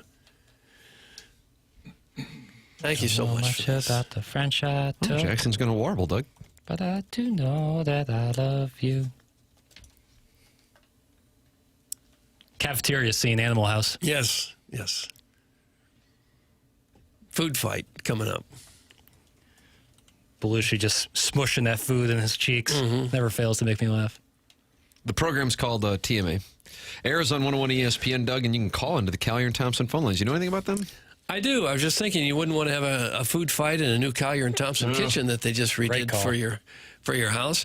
Maybe your house is looking a little tired right now. You don't really want to move. Perfect. You just call Collier & Thompson, and they will come in and renovate any room in your house. They specialize in kitchens and bath. Boy, do they do great work. You ought to go to their website at collierandthompson.com. Check out some of the before and after pictures of what they have done. Just absolutely beautiful work. And they've been doing that since the 1950s. This is not a company you got to worry about. You don't have to worry about some stranger coming into your house, going to be there for a couple weeks. At Collier & Thompson, you can trust people to be in your home. You know that they're going to be there to back up their work. Collier & Thompson stands behind every job that they do. During the process, they are always available for you. Their team cares about the work they produce. For them, it's more than just a job. They take great pride in what they do. Collier & Thompson's core values are summed up by simply doing the right thing. If they finish a job and you don't like it, something needs tweaking, they'll be happy to get on out there and make it right. May cost them a little extra time and dollars, but that's exactly what sets them apart from the competition and makes them the #1 best, top-of-the-line remodelers in the St. Louis area. They've also got a great paint department. If you're just looking for someone to paint your house, they will do that in a super professional way. And they've got that appliance department, too. They have great high-end appliance. Definitely worth a look if you're in the market to get a new appliance for your kitchen. Collier & Thompson is on Manchester and Baldwin, right there next to Uncle Bill's Pancake House. Come home to quality online at collierandthompson.com. Game 3 of the World Series this evening, and the festivities here on the Sports Equinox Stout with the Blues playing the Penguins. Joel Hofer in net. Game 3 of the World Series, Monday Night Football with our Chiefs taking on Washington. And, of course, the association is in action as well. Doug, outside of the Blues, what are you going to make sure you're watching tonight? I'll be watching the World Series tonight. World Series? Yeah, sure. Jackson? And the Blues. Blues on my phone, World Series on the TV, probably. Max Scherzer getting the ball, pitching for his 4th team in the World Series. How about that? First ballot Hall of Famer. 4 different World Series teams. That's incredible. Going against Tyler Glass now for the Dodgers. Game 3 of the World Series this evening. If you had to bet, series tied at 1 apiece, who's taking down the World Series? Dodgers. Didn't sound like you really thought much about it. No, I didn't really. I didn't think a whole lot about it. You think it's going back to Canada? Probably. Dodgers will win 2 out of 3, and they'll go back there and celebrate on Canadian soil. I don't know why I felt like I needed to say Canadian soil. I didn't understand that. I could have just said that we're there in Toronto, but I didn't. Yeah, I'd say Dodgers in 6. Jackson is watching the Suns play tonight at 8 p.m. on the dime. That's from Little Willie Wonder. Oh, no. Oklahoma City goes to Dallas. Thunder Mavs tonight, 7:30. I wonder who the players are betting on that one. What? Big gambling scandal in the NBA. I'm just wondering. One player was... What player? Oh, I bet it's more than one. Well, now you're assuming, and that's kind of unfair. Well, I bet Doug, these are fighting words. You already know his spirits are down, and now... Oh, that's great. No. No discourse around the NBA anymore. No, God forbid. No. This was the coach, too. And he was not gambling on games. The referee just got arrested, too, didn't he? Where? I read that story. One of the refs got it? I haven't seen that. All right, well, I read that. You never know what to believe anymore. Tim Donahue, many years ago, a wonderful guest on TMA. Yeah, he was good, yeah. Oh, okay. Yeah, I'm seeing NBA referee sent to prison. Yeah. Yeah. All right. Well, as if it was easy enough to talk about the NBA on 101 ESPN, it only just got harder. Well, time to be me. Adam Silver says he thinks maybe he can clear it up by eliminating some of the prop bets. I would agree with that. Those are the easy ones to fix. I think there's no reason you should have Jonte Porter prop bets. He's the 10th or 11th guy on the bench for the Toronto Raptors. Why does he have over/under 3-pointer attempts listed on any gambling website? And that all sounds wonderful. However, there'll be websites offshore where 100%, and sports books, which have been existing for decades, well before this. And if they're vulnerable to the underworld figures getting a hold of them, then, who knows what kind of damage they can do. Once they start threatening players' families and things. Right. That's the other thing, too. And who knows? Who knows? But also, legalized sports gambling has obviously been a new thing in the recent years, but gambling on sports has been a thing since the Olympics in Rome, you know. So the idea that like this is only because of legalized gambling, I think, is misguided. No, well, there's been scandals all the way back to the Black Sox scandal. Right, exactly. Email in. We got the Design Air Heating and Cooling email today coming up to wrap up the presentation. BK and Ferrari at the top of the hour. Miss anything? Podcast it via the Schaefer Door Company podcast. And that's Jason Gosrow.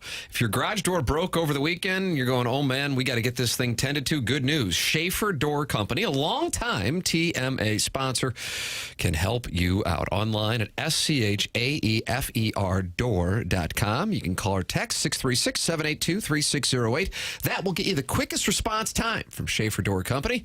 They service commercial doors as well. If you run a business with a warehouse with big, tall doors, Schaefer can handle that job for you in addition to everybody's home as well. It's Schaefer Door Company online at SCHAEFERdoor.com. Call or text 636-782-3608. Schaefer Door, a CHI overhead door dealer. Design, Air, Heating, and Cooling email today coming up. It's TMA 101 ESPN.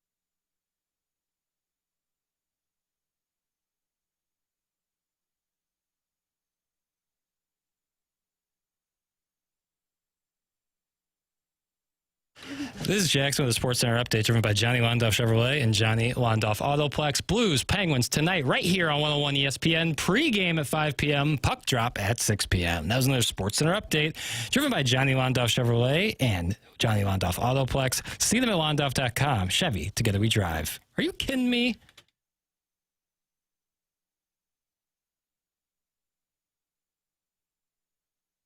It's TMA 101 ESPN.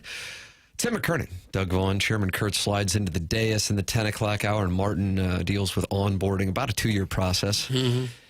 Every bit of 2 years. Some people never get through it. And Jackson Burkett is on the ones and twos. Let's see. Come on, papers. Legalized gambling sure makes it a lot more likely to be a problem. Quit holding rights, you ass. That's from Doug's. I'm looking at this with objectivity. I'm just saying you have to look at the historical context of this. The idea of blaming legalized sports gambling, I think, is misguided. That's just my take. You can disagree with it. I just said it's been happening. Oh, I'm not blaming. I'm not saying you, Doug, at all. You're my North Star. Clip that off. I'm your North Star. How does that make you feel? Is that an shining brightly for your mindset and your just kind of disposition? Okay. Yeah, I look to you. I heard the Mafia threaten Jackson to hit under 12.5 drops for today's show. How much you raking in, Jackie? That's from Steven Time. Not happy with the number of drops on today's program. They didn't, but I'm open to that. Yeah, that would be great. I'd love to. I'd be Headache Smith. What would you do if you're a player in any sport and they say, we know where you live, we know who your mother is, we're going to shoot her if you don't do this for us in the game? What do you do? It's a damn shame is what it is. Mm-hmm. Yeah, I brought the temperature down here. I know, but I'm saying, I think that's maybe a possibility of what happened to these NBA guys, is they got caught up with the wrong crowd. One thing I know is the Design Air Heating and Cooling email of the day has integrity beyond belief. And it's time for Design Air Heating and Cooling email of the day. Buck Swope and Shooter McGavin deadlocked at 4 wins in the month of October. Devastating. Soul-crushing dejection. Mizzou, the Blues. Saturday was just another point in a lifelong string of brutal disappointment, going all the way back to February of 1980. Jackson, his buddy Noodle Soup, and I had a sleepover at our friend Ivan's house. We had stayed up all night playing ColecoVision 2 versus 2 ice hockey, a game that was literally played with 2 skaters on each side, and we were certain that nothing could ever get better. In the afternoon, we were all still in our feety jammy jams, waiting to watch the Olympic hockey game. Soon we could feel it slipping away, helplessly hoping, praying for a miracle. But our Soviet brethren shockingly fell short, losing to a ragtag bunch of pesky amateur Americans. Heartbroken, Jackson forever swore off ice rink hockey, vowing to never watch it again. It remains all too painful. We spent the rest of the day singing Adele's Hello at the top of our lungs with tears streaming down our faces, but it did prepare us for life as St. Louis Tri-State sports fans. Tri-State. That's from Shooter McGavin, the vice president of Velcro bull-bound Mizzou shirts at Bush, to get the Cardinals fans to return. I'm sorry, I was reading an email. Is that him calling? Is he calling me a communist? Funny. Doug Shooter McGavin. Right. Shooter McGavin. Leadoff hitter. Dear Dossier, the maintenance man finally arrived so I can sit in the bathtub and light now.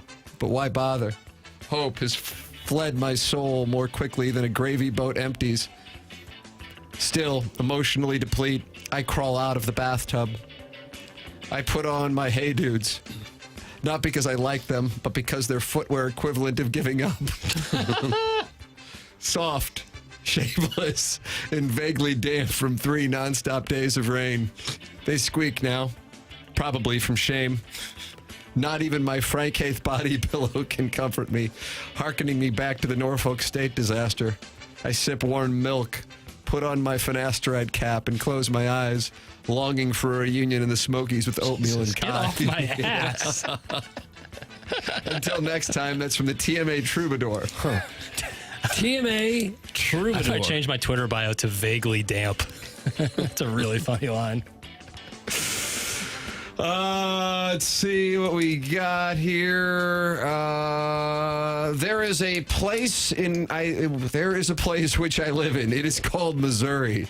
After a Saturday that saw our professional hockey team blow a 4-goal lead and a college football team that still had playoff aspirations even after their quarterback was brutally injured, and even after their sus place kicker doinked a 29-yarder, only for the dream to die on a completed Hail Mary that landed a few inches short of the goal line. Across this state, fans woke up on Sunday morning looking for answers.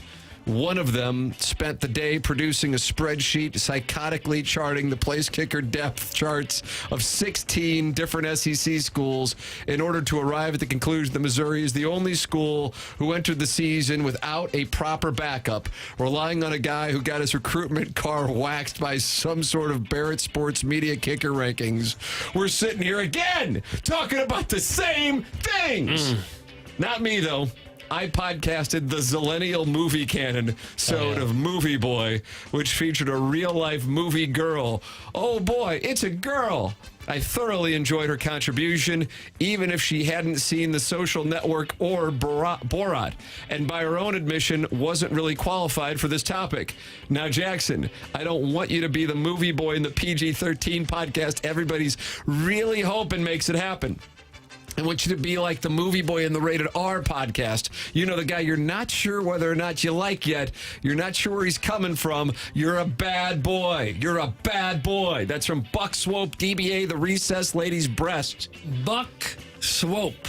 You had a movie girl on? Yeah, friend of the pod. Who's that? Caroline. Her name's Caroline. Friend of the pod. Who is this Caroline? Why is she chirping? Listener of the pod, reached out, talked to her. Yeah, okay. She's great. She Just was a awesome. pod fan? Just a fan of movies, fan about talking movies. That's what Movie Boy is, a movie for movie lovers talking about movies, and that's exactly what she Brings is. people together. It unites people over the love of film. You know, look at this. She was great. Yeah. Unites people over the love of film. I'll tease back-to-back movie girls because Lauren's on the episode this week. Oh my goodness! What are you talking about, Lauren? Halloween special horror movies. Huh? Yeah, a lot of fun going on Saturday mornings, man. What's your favorite horror movie? Oh, you have to tune in and find out. Oh, don't give me he's that. got better Don't give me that teasing. nonsense. Doug, that's where we are for the Design Air Heating and Cooling. What you got? I'm going to go with a TMA Troubadour. TMA Troubadour. I'll take Shooter. Give me the Troubadour.